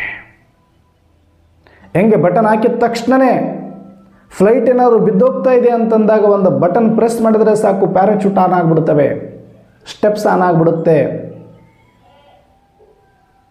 ಕಾರಿಗೆ ಯಾವುದೋ ಒಂದು ಬಂದು ಆಕ್ಸಿಡೆಂಟ್ ಆಯಿತು, ಗುದ್ದಿತು ಅಂದ ತಕ್ಷಣವೇ ಬಲೂನ್ ಓಪನ್ ಆಗಿಬಿಡುತ್ತೆ. ಹಾಗೆ ಯಾರ್ದಾದ್ರೂ ಬಂದು ಒಂದು ಹೇಟ್ ನಿಮಗೆ ಬೀಳಬೇಕು, ಅವ್ರ ಮಾತು, ಅವ್ರ ಕೋಪ, ಅವ್ರ ದ್ವೇಷ, ಅವ್ರ ಅಸೂಯೆ, ಅವ್ರ ವಿಘ್ನ, ಅವ್ರ ಪ್ರಭಾವ ನಿಮ್ಗೆ ಆಗಬೇಕು ಅಂತ ಬಂದು ನಿಮ್ಮನ್ನು ಟಚ್ ಮಾಡ್ತಿರಲ್ಲ, ಟಕ್ ಅಂತ ಓಪನ್ ಆಗಿಬಿಡುತ್ತೆ. ಆ ಜ್ಞಾನ ಪಾಯಿಂಟ್ ಟಕ್ ಅಂತ ಪ್ರೆಸ್ ಆಗಿಬಿಡುತ್ತೆ. ಆಟೋಮೆಟಿಕ್ ಸೆನ್ಸರ್ ಅದು. ಯಾವುದೋ ಹೊರಗಿನ ಎಫೆಕ್ಟ್ ನಿಮ್ಮ ಒಳಗಡೆ ಬರ್ತಾ ಇದೆ ಅಂದರೆ ಟಕ್ಕಂತ ಆ ಜ್ಞಾನದ ಸೆನ್ಸರ್ ನಿಮ್ಮದು ಆ್ಯಕ್ಟಿವ್ ಆಗಿತ್ತು ಅಂದರೆ, ಜ್ಞಾನ ಚೆನ್ನಾಗಿತ್ತು ನಿಮಗೆ ಅಂದರೆ, ಕ್ಲಾರಿಟಿ ಇದ್ದರೆ, ತಿಳುವಳಿಕೆ ಇದ್ದರೆ ಆ ಓಪನ್ ಅಪ್ ಆಗಿಬಿಡುತ್ತೆ. ಆ ಪ್ರಭಾವದಿಂದ ನಿಮ್ಮನ್ನು ರಕ್ಷಣೆ ಮಾಡಿಬಿಡುತ್ತೆ, ನಿಮ್ಮನ್ನು ಸಾರದಲ್ಲಿ ತರಿಸುತ್ತೆ, ವಿಸ್ತಾರದಿಂದ ಮುಕ್ತ ಮಾಡುತ್ತೆ, ನಿಮ್ಮನ್ನು ಸಾಕ್ಷಿಯಾಗಿ ಮಾಡುತ್ತೆ, ನಿಮ್ಮನ್ನು ಅಶರೀರಿಯನ್ನಾಗಿಯೂ ಮಾಡಬಹುದು. ಯಾವುದರಿಂದ?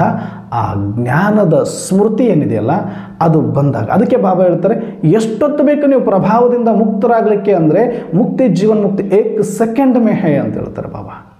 ಏಕ್ ಸೆಕೆಂಡ್ ಅಂದರೆ ಇದು ಯೋಗ ಅಂದರೆ ವರ್ಷಾನುಗಟ್ಟಲೆ ನಾವು ತಪಸ್ಸು ಮಾಡಿ ಪಡ್ಕೊಳ್ಬೇಕು ಅನ್ನೋ ಅವಶ್ಯಕತೆ ಇರೋದಿಲ್ಲ. ಇದಕ್ಕೆ ಸ್ಪಷ್ಟವಾದ ತಿಳುವಳಿಕೆ ಇರಬೇಕು. ಆತ್ಮದ ಕೆಲಸ ಏನು, ಪಾತ್ರದ ಕೆಲಸ ಏನು, ಪರಮಾತ್ಮನ ಕೆಲಸ ಏನು, ಸೃಷ್ಟಿ ನಾಟಕದ ನಿಯಮ ಏನು, ಇದೆಲ್ಲವೂ ನಿಮಗೆ ಸ್ಪಷ್ಟವಾಗಿದ್ದರೆ, ಸ್ಮೃತಿ ಸ್ಪಷ್ಟವಾಗಿದ್ದರೆ ಸ್ಥಿತಿ ಆಟೋಮೆಟಿಕ್ಲಿ ಬರುತ್ತೆ. ಅದಕ್ಕೆ ಜೈಸಾ ಸ್ಮೃತಿ ವೈಸಾ ಸ್ಥಿತಿ.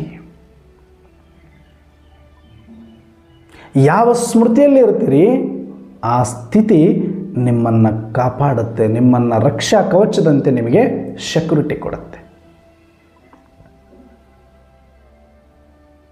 ಕಮಾಂಡೋಗಳು ರೆಡಿ ಇದ್ದಾರೆ ನಿಮ್ಮನ್ನು ರಕ್ಷಣೆ ಮಾಡಲಿಕ್ಕೆ, ಆದರೆ ನೀವು ಆ್ಯಕ್ಟಿವ್ ಆಗಿ ಆರ್ಡರ್ ಕೊಡಬೇಕಾಗತ್ತೆ. ಮಿಲಿಟ್ರಿ ಅಷ್ಟೇ ಇರ್ಬೋದು, ಆದರೆ ಕಮಾಂಡರ್ ಆರ್ಡರ್ ಕೊಡದ ಹೊರತು ಯಾವ ಮಿಲಿಟ್ರಿಯಲ್ಲಿ ಎಷ್ಟು ಸಾವಿರಾರು ಜನ ಸೈನಿಕರಿದ್ದರೂ ಕೂಡ, ಅವ್ರ ಹತ್ರ ಬಂದೂಕಿದ್ರೂ ಕೂಡ, ಪೊಸಿಷನಲ್ಲಿದ್ದರೂ ಕೂಡ ಬಟನ್ ಪ್ರೆಸ್ ಮಾಡೋಕ್ಕಾಗಲ್ಲ. ಅವರು ಆರ್ಡರ್ ಸಿಕ್ಕರೆ ಒಂದು ಸೆಕೆಂಡಲ್ಲಿ ಸಾವಿರಾರು ಬುಲೆಟ್ಗಳು ಹಾರಬಹುದು, ಆದರೆ ಆರ್ಡರಿಗಾಗಿ ಕಾಯ್ತಾ ಇರ್ತಾರೆ ಅಷ್ಟೇ. ಹೇಗೋ ಹಾಗೆ ನಮ್ಮೊಳಗಡೆ ಎಲ್ಲ ಸೆನ್ಸರ್ಸ್ ರೆಡಿ ಇದೆ, ಆದರೆ ಆ ಸೆನ್ಸರ್ಸ್ ಆ ಬಟನನ್ನು ಒತ್ತೋದು ನಾವು ಮರೆತು ಬಿಟ್ಟಿದ್ವಿ. ಸತ್ಯುಗದಿಂದ ತ್ರೇತಾಯುಗದಲ್ಲಿ ಬಿಟ್ಟರೆ ದ್ವಾಪರದಿಂದ ಇಲ್ಲಿಯ ತನಕ ಆ ಸೆನ್ಸರ್ಗಳು ಎಲ್ಲವೂ ಕೂಡ ಜಾಮ್ ಆಗಿ ಹೋಗ್ಬಿಟ್ಟಿದೆ. ಅದನ್ನು ಪ್ರೆಸ್ ಮಾಡಲೇ ಇಲ್ಲ ನಾವು. ಯಾಕಂದರೆ ಆ ತಿಳುವಳಿಕೆ ಇರಲಿಲ್ಲ.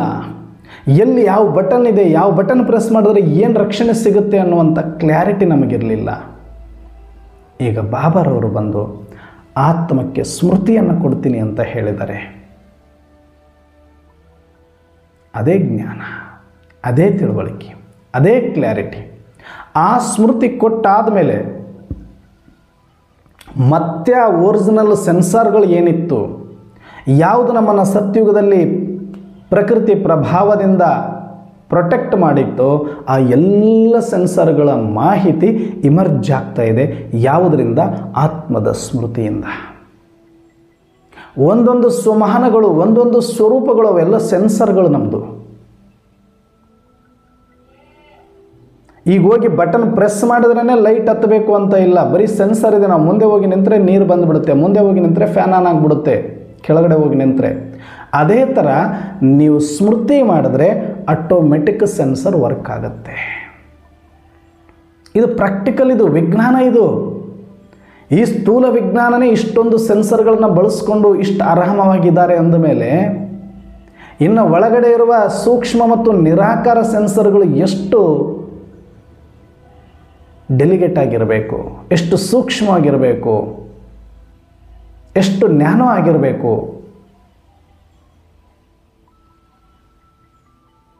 ಇದು ನಮಗೆ ಅರ್ಥ ಆದರೆ ಯಾಕೆ ನಾವು ಸಮಾನ, ಯಾಕೆ ನಾವು ಸ್ವರೂಪ, ಯಾಕೆ ನಾವು ಸ್ಮೃತಿಯಲ್ಲಿರಬೇಕು ಅಂದರೆ ಆ ಸೆನ್ಸರ್ಗಳು ಆ್ಯಕ್ಟಿವ್ ಆಗಿದ್ದರೆ ಪಾತ್ರದ ಪ್ರಭಾವದಿಂದ, ಪ್ರಕೃತಿಯ ಪ್ರಭಾವದಿಂದ, ಸಂಬಂಧಗಳ ಪ್ರಭಾವದಿಂದ, ಉದ್ಯೋಗ ವ್ಯಾಪಾರಗಳ ಪ್ರಭಾವದಿಂದ, ಏರಿಳಿತದ ಪ್ರಭಾವದಿಂದ, ಶರೀರದ ಪ್ರಭಾವದಿಂದ ಮುಕ್ತ ಆಗಿರಲಿಕ್ಕೆ. ಆ ಸೆನ್ಸರ್ಗಳನ್ನು ಆ್ಯಕ್ಟಿವೇಟ್ ಮಾಡೋದಕ್ಕೆ ಬಾಬಾರವರು ನಮಗೆ ಸುಮಾನಗಳನ್ನು ಅಭ್ಯಾಸ ಮಾಡಿ, ಸ್ವರೂಪವನ್ನು ಅಭ್ಯಾಸ ಮಾಡಿ ಅಂತ ಹೇಳೋದು. ಆದರೆ ಆಗಬೇಕಾಗಿರೋದೇನು?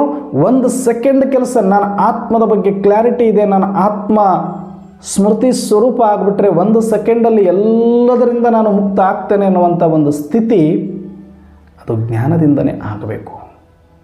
ಆ ಗಟ್ಟಿ ನಿಶ್ಚಯ ಬರೋದು, ದೃಢತೆ ಬರೋದು, ಅಚಲತೆ ಬರೋದು, ಸಾಕ್ಷಿಪನ್ ಬರೋದು, ಸಾರದಲ್ಲಿ ಇರಲಿಕ್ಕೆ ಬರೋದು ಜ್ಞಾನದ ಕ್ಲಾರಿಟಿಯಿಂದ ಹೊರತಾಗಿ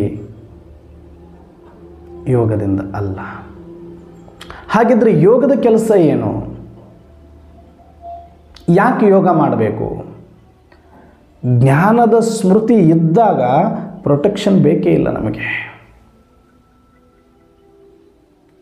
ನಾವು ಛತ್ರಿ ಆನ್ ಮಾಡ್ಕೊಂಡಿದ್ರೆ ಮೊಳೆಯಿಂದ ಪ್ರೊಟೆಕ್ಷನ್ ಆಟೋಮೆಟಿಕ್ ತಾನಾಗೆ ಆಗ್ತಾ ಹೋಗುತ್ತೆ. ಅದು ಛತ್ರಿ ತೆರೆದಿರ್ಬೇಕಷ್ಟೆ. ಛತ್ರಿ ಇದ್ದರೆ ಉಪಯೋಗ ಇಲ್ಲ, ಅದನ್ನು ಬಿಚ್ಚಿಕೊಂಡು ತಲೆ ಮೇಲೆ ಇಟ್ಕೊಂಡಿರ್ಬೇಕು ನಾವು. ಹಾಗೆ ಸ್ಮೃತಿ ಅನ್ನೋದೇನು, ಆ ಒಂದು ಛತ್ರಿಯನ್ನು, ನಮ್ಮನ್ನು ರಕ್ಷಣೆ ಮಾಡುವಂಥ ಬುಲೆಟ್ ಪ್ರೂಫ್ ಜಾಕೆಟನ್ನು ಆನ್ ಮಾಡ್ಕೊಂಡು ಇಟ್ಕೊಂಡಂಗೆ ನಾವು ಸ್ಮೃತಿಯಲ್ಲಿ ಇದ್ದರೆ, ಆ ಕ್ಲಾರಿಟಿ ಜ್ಞಾನದ ಬಂದ ತಕ್ಷಣವೇ ಇವೆಲ್ಲವೂ ಆ್ಯಕ್ಟಿವೇಟ್ ಆಗುತ್ತೆ, ಓಪನ್ ಆಗಲಿಕ್ಕೆ ರೆಡಿ ಇದೆ. ಮತ್ತು ಇದು ಅನುಭವನೂ ನಾವೆಲ್ಲರೂ ಮಾಡ್ತಾಯಿದ್ದೀವಿ. ಕೆಲವರು ಒಂದೊಂದು ಸೆಕೆಂಡಲ್ಲಿ ಬಿಂದು ಸ್ಥಿತಿಗೆ ಹೋಗ್ತೀವಿ, ಒಂದೊಂದು ಸೆಕೆಂಡಲ್ಲಿ ಕೆಲವರು ಅಶರೀರಿ ಆಗಿರ್ತೀರಿ, ಒಂದೊಂದು ಸೆಕೆಂಡಲ್ಲಿ ಕೆಲವರು ಸಾಕ್ಷಿಯಾಗಿರ್ತೀರಿ. ಇದು ಜ್ಞಾನದಿಂದನೇ ಆಗಿದೆ, ನಿಶ್ಚಯದಿಂದನೇ ಆಗಿದೆ. ಆದರೆ ಇದು ನಿರಂತರವಾಗಿ ಇದೇ ಸ್ಮೃತಿಯಲ್ಲಿ, ಇದೇ ಜ್ಞಾನದ ತಿಳುವಳಿಕೆಯಲ್ಲಿನೇ ಇರಬೇಕು. 24/7 ರಕ್ಷಣೆ ಬೇಕು ನಮಗೆ. ಯಾವುದೋ ಒಂದು ಕ್ಷಣ ಮೈಮರೆತು ಅಶರೀರಿ ಆಗೋದಷ್ಟೇ ಅಲ್ಲ, ಯಾವುದೋ ಒಂದು ಸಮಯದಲ್ಲಿ ನಾನು ಪ್ರಭಾವ ಮುಕ್ತ ಆಗೋದಲ್ಲ, ಯಾವುದೋ ಒಂದು ಸಮಯದಲ್ಲಿ ನಾನು ಸಾರೋಗದಲ್ಲಿ ಬಂದಿರೋದಲ್ಲ.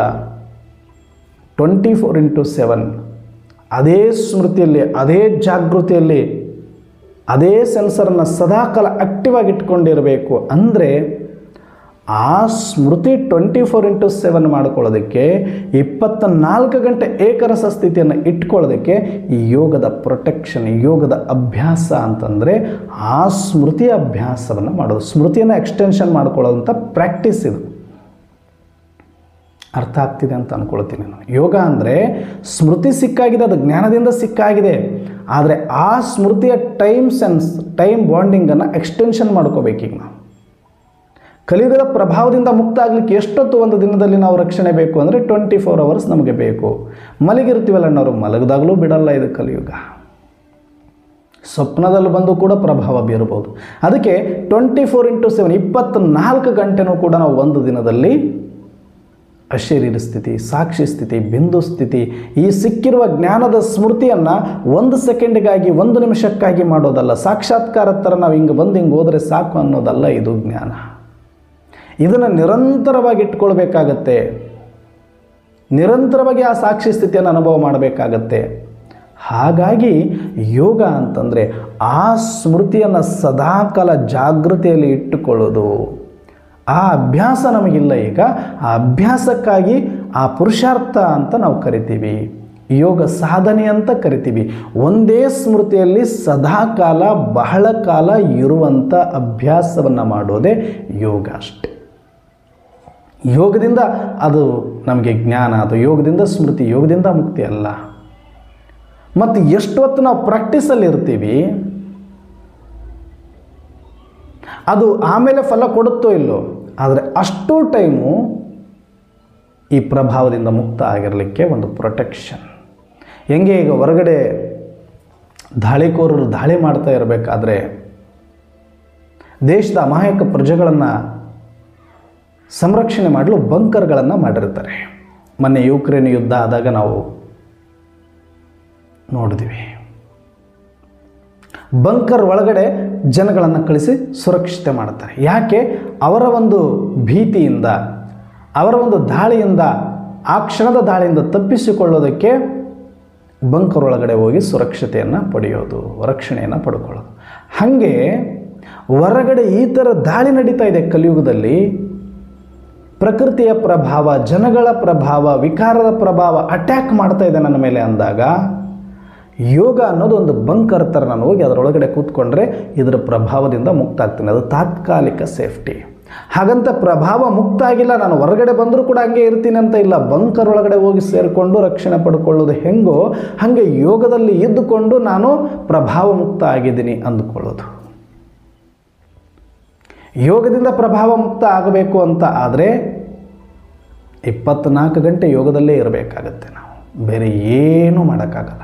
ಆದರೆ ಅದಲ್ಲ ನಮ್ಮದು, ಹಠಯೋಗ ಅಲ್ಲ ನಮ್ಮದು, ಸಮಾಧಿ ಯೋಗ ಅಲ್ಲ ನಮ್ಮದು. ನಮ್ಮದು ತಿಳುವಳಿಕೆ ಯೋಗ, ಸಾಕ್ಷಿ ಯೋಗ, ಬಿಂದು ಯೋಗ, ಸಾರ ಯೋಗ, ಜ್ಞಾನ ಯೋಗ ನಮ್ಮದು. ಇದು ಜ್ಞಾನ ಜೀವನ ನಮ್ಮದು. ನಾವು ಹೊರಗಡೆ ಬಂದರೂ ಕೂಡ ಯೋಗದಲ್ಲಿ ಏನೋ ಒಂದು ಕೂತ್ಕೊಂಡೇ ಮಾಡಬೇಕು ಅನ್ನುವಂಥ ನಿಯಮ ಇಲ್ಲ ನಮಗೆ. ಯೋಗದಲ್ಲೇ ಕೂತ್ಕೊಂಡ್ಬಿಡ್ಬೇಕು, ನಾನು ಅದರಿಂದ ತಪ್ಪಿಸ್ಕೊಂಡ್ಬಿಡ್ಬೇಕು ಅಂದರೆ ಎಲ್ಲರೂ ಯೋಗದಲ್ಲೇ ಕೂತ್ಕೊಂಡ್ಬಿಡ್ಬೇಕಂತ ಆ ಥರ ಯೋಗವನ್ನು ಕಲಿಸೋದಿಲ್ಲ ಇಲ್ಲಿ ಬಾಬಾ ನಮಗೆ. ನಿಮಗೆ ಹಂಗೆ ಜಾಸ್ತಿ ಪ್ರಭಾವ ಇದ್ದಾಗ ಆಗಾಗ ಹೋಗಿ ಬಂಕರಲ್ಲಿ ಕೂತ್ಕೊಂಡು ಸ್ವಲ್ಪ ಸೇಫ್ಟಿ ರಿಲ್ಯಾಕ್ಸ್ ಆಗಿ, ಅಂದರೆ ಬಂಕರ್ ಒಳಗಡೆ ಹೋಗೋದ್ರಿಂದ ಏನು, ಹೊರಗಡೆ ಇರುವ ಭಯ ಅಲ್ಲಿ ಇರೋದಿಲ್ಲ. ಹೊರಗಡೆ ಇದ್ದಾಗ ಯಾವಾಗ ಬೇಕಾದರೂ ಬಾಂಬ ಬಿದ್ದು ಬಿಡ್ಬೋದು, ಯಾವಾಗ ಬೇಕಾದರೂ ಅಟ್ಯಾಕ್ ಮಾಡಿಬಿಡ್ಬೋದು, ಯಾವಾಗ ಬೇಕಾದರೂ ನನಗೆ ಸಾವು ಬಂದು ಬಿಡ್ಬೋದು, ಯಾವಾಗ ಬೇಕಾದರೂ ನನ್ನ ಅಂತ್ಯ ಆಗ್ಬೋದು, ಯಾವಾಗ ಬೇಕಾದರೂ ನನಗೆ ತೊಂದರೆ ಆಗ್ಬೋದು ಅನ್ನುವ ಭಯದಲ್ಲೇ ಹೊರಗಡೆ ಮೃಷ್ಟಾನ್ನ ಭೋಜನ ತಿಂತಾ ಇದ್ದರೂ ಕೂಡ ಆ ಭಯದಲ್ಲೇ ಇರೋದರಿಂದ ಮನಸ್ಸಿಗೆ ನೆಮ್ಮದಿ ಅನ್ನೋದು, ಸುಖ ಅನ್ನೋದು ಇರೋದಿಲ್ಲ. ಆದರೆ ಒಂದಷ್ಟು ಹೊತ್ತ ಕಾಲ ನೀವು ಬಂಕರೊಳಗಡೆ ಹೋಗಿ ಉಪವಾಸ ಇದ್ದರೂ ಪರವಾಗಿಲ್ಲ, ಆದರೆ ಮಾನಸಿಕ ನೆಮ್ಮದಿಯಾಗಿದ್ದರೂ ಇರುತ್ತೆ. ಅಪ್ಪ, ನನಗಿಲ್ಲೇನು ತೊಂದರೆ ಇಲ್ಲ, ಇಲ್ಲಿ ಯಾವುದು ಬಾಂಬುಗಳ ಭಯ ಇಲ್ಲ, ಇಲ್ಲಿ ಯಾವುದೇ ತೊಂದರೆ ಇಲ್ಲ, ನಿಶ್ಚಿಂತವಾಗಿ ಇರುವಷ್ಟು ಸಮಯ 5 ನಿಮಿಷ 10 ನಿಮಿಷ ಅರ್ಧ ಗಂಟೆ ಅರ್ಧ ದಿನ ಆ ಬಂಕರೊಳಗಡೆ ಉಪವಾಸ ಇದ್ದರೂ ಪರವಾಗಿಲ್ಲ, ನೆಮ್ಮದಿ ಆದರೂ ಸಿಕ್ಕುತ್ತೆ, ಒಂದು ರಕ್ಷಣೆ ಇದೆ ಅನ್ನುವ ಗ್ಯಾರಂಟಿ ಇರುತ್ತೆ. ಹೇಗೋ ಹಾಗೆ ಎಷ್ಟು ನಮಗೆ ಒತ್ತಡಗಳಿದೆ ಹೊರಗಡೆ, ಆ ಒತ್ತಡಗಳನ್ನು ನಾವು ನಿಯಂತ್ರಣ ಮಾಡಲಿಕ್ಕಾಗಲ್ಲ. ಕಲಿಯುಗದ ಪ್ರಭಾವದ, ಕಲಿಯುಗದ ಒಂದು ದೃಶ್ಯ ಹಂಗೆ ಇರೋದದು. ನಾನು ಹೊರಗಡೆ ಇದ್ದುಕೊಂಡು ಎಲ್ಲ ಕ್ರಮವನ್ನು ಮಾಡಬೇಕು ಅಂತ ಬರ್ತೀವಿ, ಆದರೆ ಭಯ ಯಾವಾಗ ಏನಾಗ್ಬಿಡುತ್ತೋ, ಎಲ್ಲೇನಾಗ್ಬಿಡುತ್ತೋ, ಈ ಚಿಂತೆ ದುಃಖ ಭಯ ಈ ವ್ಯವಹಾರದೊಳಗಡೆ ಕಾಡ್ತಾನೆ ಇರ್ತವೆ. ಅದಕ್ಕೆ ಬಾಬರವರು ಈ ಯೋಗ ಅನ್ನುವಂಥ ಬಂಕರ್ ಒಳಗಡೆ ಹೋಗಿ ಕೂತ್ಕೊಳ್ಳಿ, ಟ್ರಾಫಿಕ್ ಕಂಟ್ರೋಲ್ ಅವಾಗವಾಗ ಬಂಕರ್ ಒಳಗಡೆ ಹೋಗೋಕ್ಕೆ ಒಂದು ಸಮಯವನ್ನು ಫಿಕ್ಸ್ ಮಾಡ್ಕೊಳ್ಳಿ, ಗಂಟೆಗೊಂದು ಸಲ ಬಂಕರ್ ಒಳಗಡೆ ಹೋಗಿ ಬನ್ನಿ. ಯಾಕಂದರೆ ಎಷ್ಟು ನಿಮ್ಮ ಮನಸ್ಸು ರಿಲ್ಯಾಕ್ಸ್ ಇರುತ್ತೋ, ಯೋಗದಲ್ಲಿ ಹೋಗೋದ್ರಿಂದ ಹೊರಗಿನ ಪ್ರಭಾವದಿಂದ ಮುಕ್ತ ಆಗ್ತೀರಿ. ಅಲ್ಲಿರುವಷ್ಟು ಸಮಯ ಸೇಫತ್ ಅನುಭವ ಮಾಡ್ತೀರಿ, ನಿಶ್ಚಿಂತತೆ ಅನುಭವ ಮಾಡ್ತೀರಿ, ನಿರ್ಭಯತೆ ಅನುಭವ ಮಾಡ್ತೀರಿ, ಶಾಂತಿ ಅನುಭವ ಮಾಡ್ತೀರಿ, ಮತ್ತೇನೋ ಒಂದಷ್ಟು ರಿಲ್ಯಾಕ್ಸ್ ಅನುಭವ ಆಗುತ್ತೆ, ಮತ್ತೆ ರೀಚಾರ್ಜ್ ಆಗುತ್ತೆ, ಮತ್ತೆ ಕರ್ಮದಲ್ಲಿ ಬರಲೇಬೇಕು, ನೀವು ಪಾತ್ರ ಮಾಡಲೇಬೇಕು. ಹೋಗಿ ಬಂಕರ್ ಒಳಗಡೆ ಕೂತ್ಕೊಂಡ್ಬಿಡ್ತೀನಿ ಅಂತಂದರೆ ವ್ಯವಹಾರ ಆಗೋದಿಲ್ಲ, ಹೊಟ್ಟೆ ನಡೆಯೋದಿಲ್ಲ, ಜೀವನ ಸಾಗಿಸೋಕ್ಕಾಗೋದಿಲ್ಲ. ಬರೀ ಭಯದಿಂದನೇ ಹೋಗಿ ಬಂಕರ್ ಒಳಗಡೆ ಕೂತ್ಕೊಂಡ್ಬಿಟ್ರೆ ಅಲ್ಲೇ ಜೈಲಲ್ಲಿ ಸತ್ತಂಗೆ ಸತ್ತೋಗ್ಬಿಡ್ಬೋದು. ಅಷ್ಟೇ ಬಿಟ್ಟರೆ ನೆಮ್ಮದಿ ಏನಿದೆ ಅದರಲ್ಲೂ ಕೂಡ, ಅಂದರೆ ಅಲ್ಲೇ ಕೂತ್ಕೊಂಡು ಇರೋ ತನಕ ನೆಮ್ಮದಿ ಇರ್ಬೋದು ಅಷ್ಟೇ. ಆದರೆ ಜೀವನ ಅಲ್ಲಿದೆಯಾ? ಅಲ್ಲಿ ಜೀವನ ಇಲ್ಲ. ಜೀವನ ಮಾಡಬೇಕಂದ್ರೆ ಮತ್ತೆ ಹೊರಗಡೆ ಬರಬೇಕು. ಸುಮ್ಮನೆ ರಿಲ್ಯಾಕ್ಸೇಷನ್ಗೆ ಹೋಗಿರೋದಷ್ಟೇ. ಅದು ಹೆಂಗೋ ಹಾಗೆ ಯೋಗ ಅನ್ನೋದು ಜಸ್ಟ್ ಫಾರ್ ಎ ರಿಲ್ಯಾಕ್ಸೇಷನ್ ಅಷ್ಟೇ, ರಿಲ್ಯಾಕ್ಸೇಷನ್ ಮಾಡ್ಕೊಳ್ಳೋದಷ್ಟೇ. ನಮ್ಮನ್ನು ನಾವು ಈ ಪ್ರಭಾವದಿಂದ ಸ್ವಲ್ಪ ರೀಸೆಟ್ ಮಾಡ್ಕೊಳ್ಳೋದು. ಏನೋ ಗಜಿಬಿಜಿ ಆಗಿರುತ್ತೆ ಮೈಂಡು, ಸ್ವಲ್ಪ ರೀಸೆಟ್ ಮಾಡಿಕೊಂಡು ಕಾಮ್ ಮಾಡಿಕೊಂಡು ಮತ್ತೆ ಬಂಕರಿಂದ ಹೊರಗಡೆ ಬಂದು ಜೀವನ ಮಾಡ್ದಂಗೆ. ಇದು ತಾತ್ಕಾಲಿಕ ರಕ್ಷಣೆ, ತಾತ್ಕಾಲಿಕ ಪ್ರಭಾವ ಮುಕ್ತ ಆಗ್ಬೋದು ಯೋಗದಿಂದ. ಆದರೆ ನಹಿ ಜ್ಞಾನೇನ ಸದೃಶ್ಯಂ, ಜ್ಞಾನಕ್ಕಿಂತ ಶಕ್ತಿಶಾಲಿ ಅಸ್ತ್ರ ಮತ್ಯಾವುದೂ ಇಲ್ಲ ಅಂತ ಹೇಳ್ತಾರೆ. ಆ ಜ್ಞಾನದ ತಿಳುವಳಿಕೆ ಏನು ಬಂದಿದೆ, ಆ ಸ್ಮೃತಿ ಏನು ಸಿಕ್ಕಿದೆ, ಆ ಸ್ಮೃತಿಯಿಂದ ನಮಗೊಂದು ದೃಢತೆ. ಈಗ ನೋಡಿ, ಆತ್ಮದ ಬಗ್ಗೆ ಕ್ಲಾರಿಟಿ ಕೊಟ್ಟಿದ್ದಾರೆ ಅನ್ನೋ ಕಾರಣಕ್ಕೆ ನಾನು ಆತ್ಮ ಅಂತ ಒಪ್ಕೊಂಡಿದ್ದೀನಿ. ಅದು ಯೋಗ ಅಂತ ನೀವು ಕರ್ಕೊಳ್ಳಿ, ಏನೇ ಕರ್ಕೊಳ್ಳಿ, ಅದರ ಫಸ್ಟ್ ತಿಳುವಳಿಕೆ ಆದಮೇಲೆ ಅದರ ಮೇಲೆ ನಿಶ್ಚಯ ಬಂದಿರೋದು. ಆತ್ಮ ಅಂತ ಆತ್ಮನನ್ನು ಒಪ್ಕೊಂಡಿರೋದೇ ಜ್ಞಾನದ ಆಧಾರದ ಮೇಲೆ ಅಂದಾಗ, ಆ ಜ್ಞಾನದಿಂದ ನಾವು ಇಲ್ಲಿ ತಿಳುವಳಿಕೆಯಲ್ಲಿ ಬಂದಿದ್ದೀವಿ, ಜ್ಞಾನದಿಂದ ನಾವು ಅನುಭೂತಿಯಲ್ಲಿ ಬರ್ತಾ ಇದ್ದೀವಿ. ಹೇಗೋ ಹಾಗೆ ಪರಮಾತ್ಮನ ಬಗ್ಗೆ ತಿಳುವಳಿಕೆ ಬಂದ ಮೇಲೆ ಪರಮಾತ್ಮ ತಂದೆ ಅಂತ ಒಪ್ಕೊಂಡ್ವಿ, ಪರಮಧಾಮದ ಬಗ್ಗೆ ಕ್ಲಾರಿಟಿ ಸಿಕ್ಕಾಗ ಅದು ನಮ್ಮ ಮನೆ ಅಂತ ಒಪ್ಕೊಂಡಿದ್ವಿ. ಹಾಗೆ ಈ ಸೃಷ್ಟಿಯ ಬಗ್ಗೆ ಯಥಾರ್ಥವಾದ ತಿಳುವಳಿಕೆ ಬಂದ ಮೇಲೆ ನಮಗೆ ಒಂದು ಅಚಲ ವಿಶ್ವಾಸ ಬರುತ್ತೆ, ಒಂದು ದೃಢತೆ ಬರುತ್ತೆ, ಒಂದು ಸಾಕ್ಷಿಪನ್ನು ಬರುತ್ತೆ.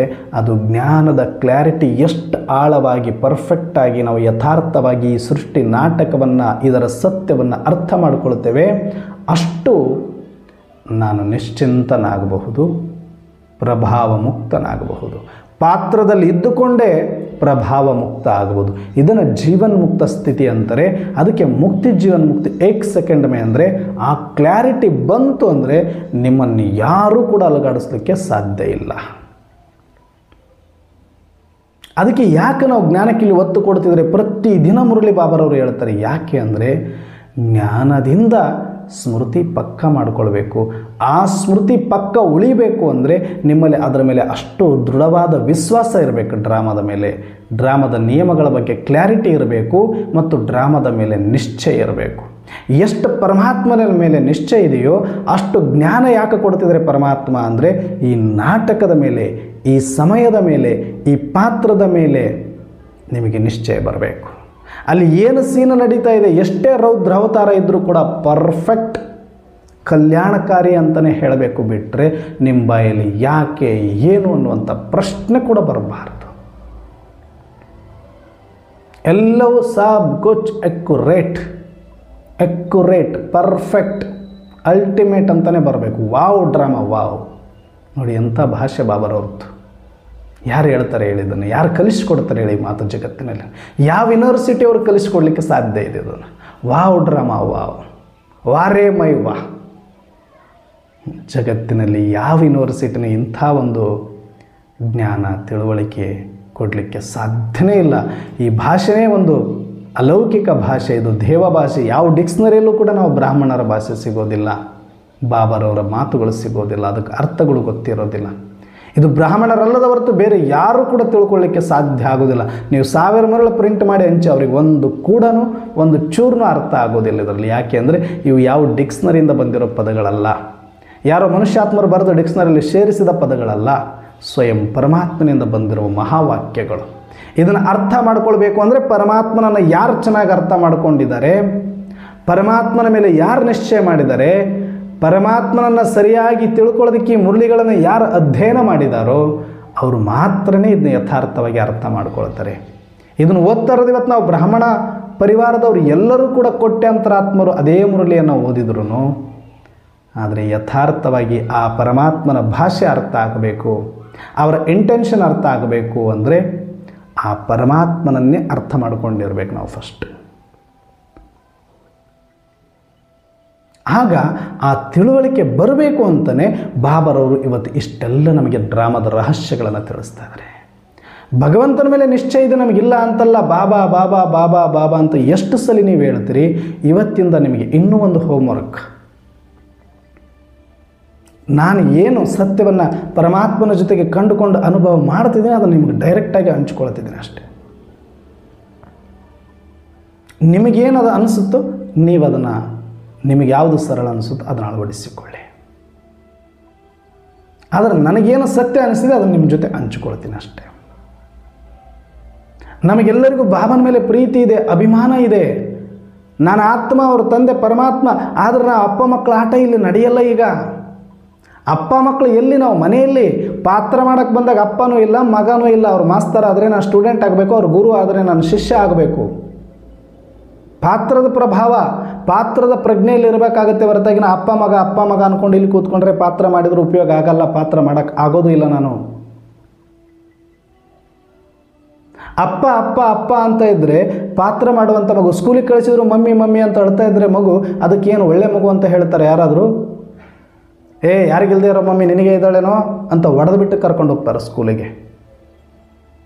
ಅದು ಅಳ್ತಾ ಇರೋದು ಯಾರಿಗೋಸ್ಕರ? ತಾಯಿಗೋಸ್ಕರನೇ. ಮಮ್ಮಿನ ಬಿಟ್ಟು ಹೋಗೋಕ್ಕಾಗಲ್ಲ. ಸ್ಕೂಲಿಗೆ 2 ವರ್ಷ 3 ವರ್ಷ 4 ವರ್ಷಕ್ಕೆ ಮಕ್ಕಳನ್ನ ಹಾಕ್ತಾರೆ ಈಗ ಸ್ಕೂಲಿಗೆ. ಆ ಮಕ್ಕಳು ತಂದೆ ತಾಯಿಯನ್ನು ಬಿಟ್ಟು ಹೋಗಲಿಕ್ಕೆ, ಆ ಮನೆಯನ್ನು ಬಿಟ್ಟು ಹೋಗಲಿಕ್ಕೆ, ಆ ಒಂದು ವಾತಾವರಣವನ್ನು ಬಿಟ್ಟು ಹೋಗಲಿಕ್ಕೆ ಅವು ಇಷ್ಟನೇ ಪಡೋದಿಲ್ಲ. ಹತ್ತು ಬಡಿಸ್ಕೊಂಡು ಹೋಗ್ತವೆ. ಸ್ವಲ್ಪ ದೊಡ್ಡವನಾದಮೇಲೆ ಏನಾದರೂ ಅಪ್ಪಿ ತಪ್ಪಿ ಸ್ಕೂಲಿಗೆ ಹೋಗ್ಬೇಕಾದ್ರೆ ಮಮ್ಮಿ ಅಂತ ಹತ್ಕೊಂಡು ನಿಂತ್ಕೊಂಡ್ರೆ, ಅಯ್ಯೋ ಯಾರಿಗಿಲ್ದಿರೋ ಮಮ್ಮಿ ನಿನಗೆ ಇದ್ದಾಳನಪ್ಪ, ಹೋಗು ಮೊದಲು. ಸ್ಕೂಲಿಗೆ ಹೋದರೆ ದೊಡ್ಡವನಾಗ್ತೇವೆ, ವಿದ್ಯಾವಂತನಾಗ್ತೇವೆ, ಹೋಗು. ಮಮ್ಮಿ ಅಂತ ಇಲ್ಲೇ ಇಟ್ಕೊಂಡು ಕೂತ್ಕೊಂಡ್ರೆ ಹೆಂಗಾಗುತ್ತೆ ಅಂತಾರೆ. ಬಿಟ್ಟು ಹೋದರೆ ತಾಯಿನೂ ಖುಷಿ ಪಡ್ತಾಳೆ, ಹತ್ಕೊಂತ ಹೋದ್ರೆ ಖುಷಿ ಪಡಲ್ಲ. ಹೋಗಬೇಕು ನನ್ನ ಮಗನನ್ನು ಬಿಟ್ಟು ತಾಯಿನೇ ಕಳಿಸ್ಕೊಡ್ತಾಳೆ. ಯಾಕೆ? ಅಲ್ಲಿ ಹೋದ್ರೇ ಇವನು ಉದ್ಧಾರ ಆಗೋದು, ಇವನು ಭವಿಷ್ಯದಲ್ಲಿ ಸುಧಾರಿಸೋದು, ಇವನು ದೊಡ್ಡವನಾಗೋದು, ಇವನು ತನ್ನ ಕಾಲ ಮೇಲೆ ನಿಂದಿರೋದು. ಅದನ್ನು ನೋಡಲಿಕ್ಕೆ ತಾಯಿ ಬಯಸ್ತಾಳೆ ಹೊರತಾಗಿ 24 ಗಂಟೆ ಮಮ್ಮಿ ಶೇರ್ಗಿಡ್ಕೊಂಡು ಮಮ್ಮಿ ಅಂತ ಸುತ್ತೋ ಮಕ್ಕಳನ್ನೆಲ್ಲ ಇಷ್ಟಪಡೋದು ತಾಯಿ. ಪ್ರಾಕ್ಟಿಕಲ್ ಸತ್ಯ ಇದು. ಹೇಗೋ ಹಾಗೆ ಇಲ್ಲಿ ನಾವು ಬಾಬಾರ ಮಕ್ಕಳಾದ ಮೇಲೆ ಬರೀ ಬಾಬಾ ಅಂತ ಬಾಬಾನ ಶೇರ್ ಹಿಡ್ಕೊಂಡು ಓಡಾಡೋ ಮಕ್ಕಳು, ಬರೀ ಬಾಬಾ ಅಂತ ಹೇಳ್ಕೊಂಡು ತಿರುಗಾಡೋ ಮಕ್ಕಳು ಇಷ್ಟ ಆಗೋದಿಲ್ಲ ಬಾಬನಿಗೆ. ಅವರೆಲ್ಲ ಚಿಕ್ಕರು LKG UKG ಮಕ್ಕಳ ಥರ ಕಾಣಿಸ್ತಾರೆ. ಯಾರು ಬಾಬಾ ಅಂತ ಹೇಳ್ತಾರೆ. ಒಳಗಡೆ ಪ್ರೀತಿ, ಅಭಿಮಾನ, ಆತ್ಮೀಯತೆ, ಅಪ್ಪ ಮಕ್ಕಳ ಸಂಬಂಧ ಇದ್ದೇ ಇದೆ. ಇದನ್ನು ಯಾರೂ ತೆಗಿಯೋಕ್ಕಾಗಲ್ಲ. ಬರೀ ನಮಗಷ್ಟೇ ಅಲ್ಲ, ಜಗತ್ತಿನ ಸರ್ವಾತ್ಮರಿಗೂ ಅವರು ತಂದೆ ಇದ್ದಾರೆ. ಆದರೆ ವಾಸ್ತವ ಬಾಬಾರವ್ರಿಗೆ ಇಷ್ಟ ಏನು? ಅವರು ಒಂದು ತಾಯಿಯಾಗಿ ತಂದೆಯಾಗಿ ನಮ್ಮಿಂದ ನಿರೀಕ್ಷೆ ಮಾಡ್ತಿರೋದೇನು ಅಂದರೆ, ಎಲ್ಲ ಬಾಬಾ ಅಂತ ನನ್ನ ಮೇಲೆ ಹಾಕಿ ಕೈ ಚೆಲ್ಕೊಂಡು ಕೂಡೋದು ಇಷ್ಟ ಆಗಲ್ಲ. ಎಲ್ಲದಕ್ಕೂ ಬಾಬನೇ ಇದ್ದಾರೆ ಅಂತ ಬಾಬನ ಕಡೆ ಮುಖ ಮಾಡೋದು ಬಾಬರವ್ರಿಗೆ ಇಷ್ಟ ಆಗ್ತಾ ಇಲ್ಲ. ಅದಕ್ಕೆ ಬಂದು ಬಾಬರವರು ಇಷ್ಟೊಂದು ಡ್ರಾಮದ ಜ್ಞಾನವನ್ನು ಕೊಟ್ಟಿರೋದೇನು ಅಂದರೆ, ಬಾಬಾ ಅನ್ನೋ ಮಕ್ಕಳು ಡ್ರಾಮಾ ಅನ್ನಬೇಕು.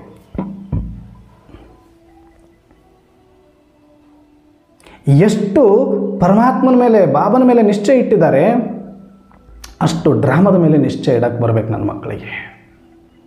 ನಾನು ಇದ್ದರೂ ನಾನು ಇಲ್ಲದೇ ಇದ್ದರೂ ಈ ಡ್ರಾಮದ ಪಾಠವನ್ನು ಪಕ್ಕಾ ಮಾಡಿಕೊಂಡು ನಿಶ್ಚಯದಲ್ಲಿ ಬಂದು ನನ್ನ ಥರ ಸಾಕ್ಷಿಯಾಗಿರಬೇಕು. ಎಲ್ಲಾದರೂ ಇರಲಿ ಇವರು 24/7 ನಾನು ಹೇಗೆ ನಿಶ್ಚಿಂತನಾಗಿದ್ದೀನಿ, ನಿರ್ಭಯನಾಗಿದ್ದೀನಿ, ನಿಜಾನಂದದಲ್ಲಿದ್ದೀನಿ, ಸಾಕ್ಷಿಯಾಗಿದ್ದೀನಿ, ಬಿಂದು ಆಗಿದ್ದೀನಿ. ನಂತರ ನನ್ನ ಮಕ್ಕಳು ಜಗತ್ತಿನ ಯಾವುದೇ ಸಂದರ್ಭದಲ್ಲಿ ಯಾವುದೇ ಮೂಲೆಯಲ್ಲಿದ್ದರೂ ಕೂಡ, ಎಂಥದ್ದೇ ಪ್ರಕೃತಿಯ ವಶದಲ್ಲಿದ್ದರೂ ಕೂಡ ನನ್ನ ಥರ ನಿಶ್ಚಿಂತ ಇರಬೇಕು ಅಂದರೆ ಇವರು ಡ್ರಾಮಾದ ಪಾಠವನ್ನು ಪಕ್ಕ ಮಾಡಿಕೊಳ್ಬೇಕು, ಡ್ರಾಮಾದ ರಹಸ್ಯಗಳನ್ನು ಅರ್ಥ ಮಾಡ್ಕೊಳ್ಬೇಕು, ತ್ರಿಕಾಲ ಜ್ಞಾನವನ್ನು ತಿಳ್ಕೊಂಡಿರಬೇಕು ಅಂತಲೇ ಬಾಬರವರು ಬಂದು ಡ್ರಾಮಾ ಪಾಠ ಪಕ್ಕ ಮಾಡಿಸಿ ಡ್ರಾಮಾದ ಮೇಲೆ ನಿಶ್ಚಯ ತರಿಸಲಿಕ್ಕೆ ಪ್ರಯತ್ನ ಪಟ್ಟರೆ ನಮ್ಮ ಬಾಯಲ್ಲಿ ಡ್ರಾಮಾ ಅಂತಲೇ ಬರಲ್ಲ. ಮಾತೆತ್ತರೆ ಬರೀ ಬಾಬಾ ಅಂತೀವಿ ಅಂದರೆ ಬಾಬರವ್ರಿಗೆ ಇಷ್ಟ ಆಗಲ್ಲ. ಇದು ಅದು ಅಲ್ಲ, ಎಲ್ಲವೂ ಶಿವನಿಚ್ಛೆ, ಎಲ್ಲವೂ ಶಿವನಿಚ್ಛೆ, ಎಲ್ಲ ಬಾಬಾ ಮಾಡಿಸ್ತಾರೆ ಅನ್ನೋ ಪದವನ್ನು ಬಿಡಿಸ್ಲಿಕ್ಕೆ ಬಂದಿದ್ದಾರೆ. ಆದರೆ ಈಗ ನಾವು ಹೊಸ್ದಾಗಿ ಮತ್ತು ಎಲ್ಲದಕ್ಕೂ ಬಾಬಾ ಬಾಬಾ ಅಂತ ಸೇರಿಸ್ಕೊಳ್ತದೆ. ಮತ್ತು ಇನ್ನೇನಾಯಿತು, ಅವ್ರು ಎಲ್ಲ ಶಿವನಿಚ್ಛೆ, ಎಲ್ಲ ಶಿವನಿಚ್ಛೆ, ಒಂದು ಎಲೆ ಅಲ್ಲಾಡಬೇಕು ಅಂದರೂ ಕೂಡ ಶಿವನಿಚ್ಛೆ ರೀ ಅಂತ ಹೇಳ್ತಾ ಬಂದರು. ಅದು ಅಜ್ಞಾನ ಅಂತ ಹೇಳ್ತೀವಿ.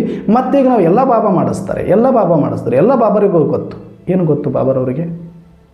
ಏನು ಗೊತ್ತಿದೆ ಬಾಬರವರಿಗೆ? ಯಾಕೆ ಗೊತ್ತಾಗಬೇಕು ನಿಮ್ಮ ಬಗ್ಗೆ ಅವರಿಗೆ? ಅವ್ರಿಗೇನು ಬೇರೆ ಕೆಲಸ ಇಲ್ವಾ?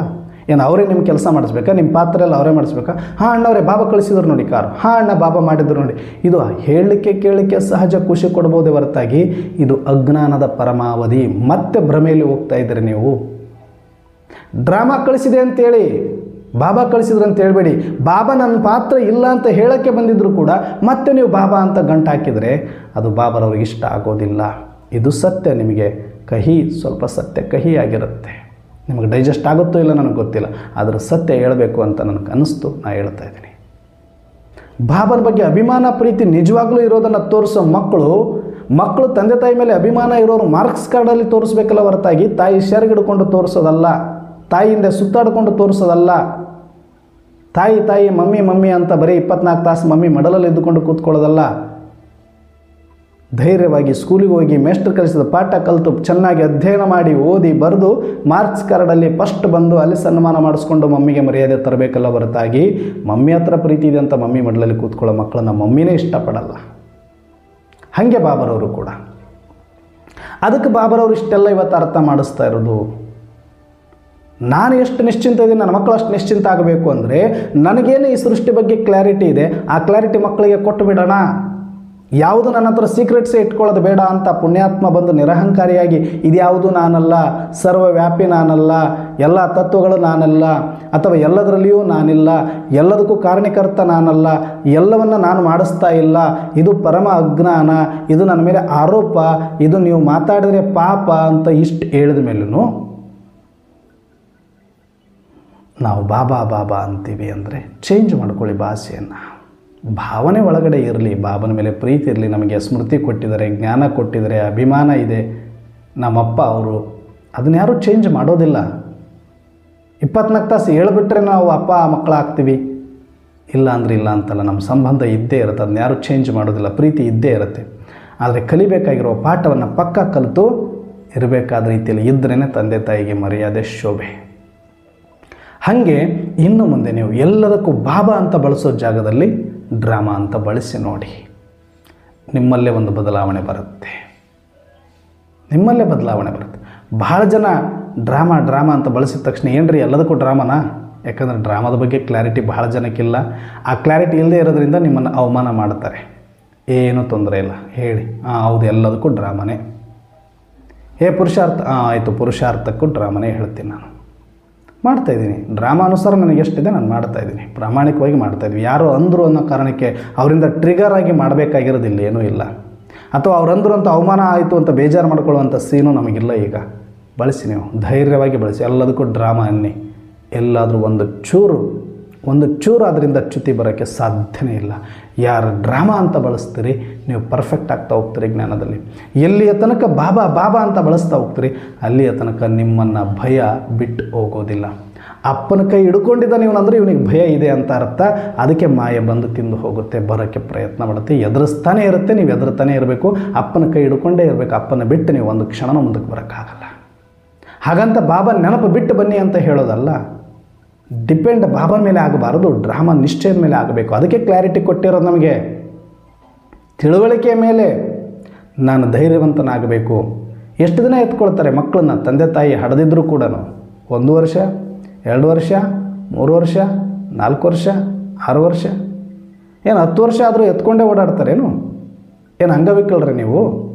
ಹೊತ್ಕೊಂಡು ಓಡಾಡ್ತಿರ್ಬೇಕು. 20 ವರ್ಷ ಆದರೂ ಹೊತ್ಕೊಂಡು ಓಡಾಡ್ತೀರಿ. ಯಾರನ್ನಂದ್ರೆ ಅಂಗವಿಕಲರಾಗಿದ್ದರೆ, ಅಂಥ ನ್ಯೂನ್ಯತೆ ಅಂಥ ರೋಗ ಬಂದಿದ್ದರೆ. ನಿಮಗೇನಂಥ ರೋಗ ಬಂದಿದೆ?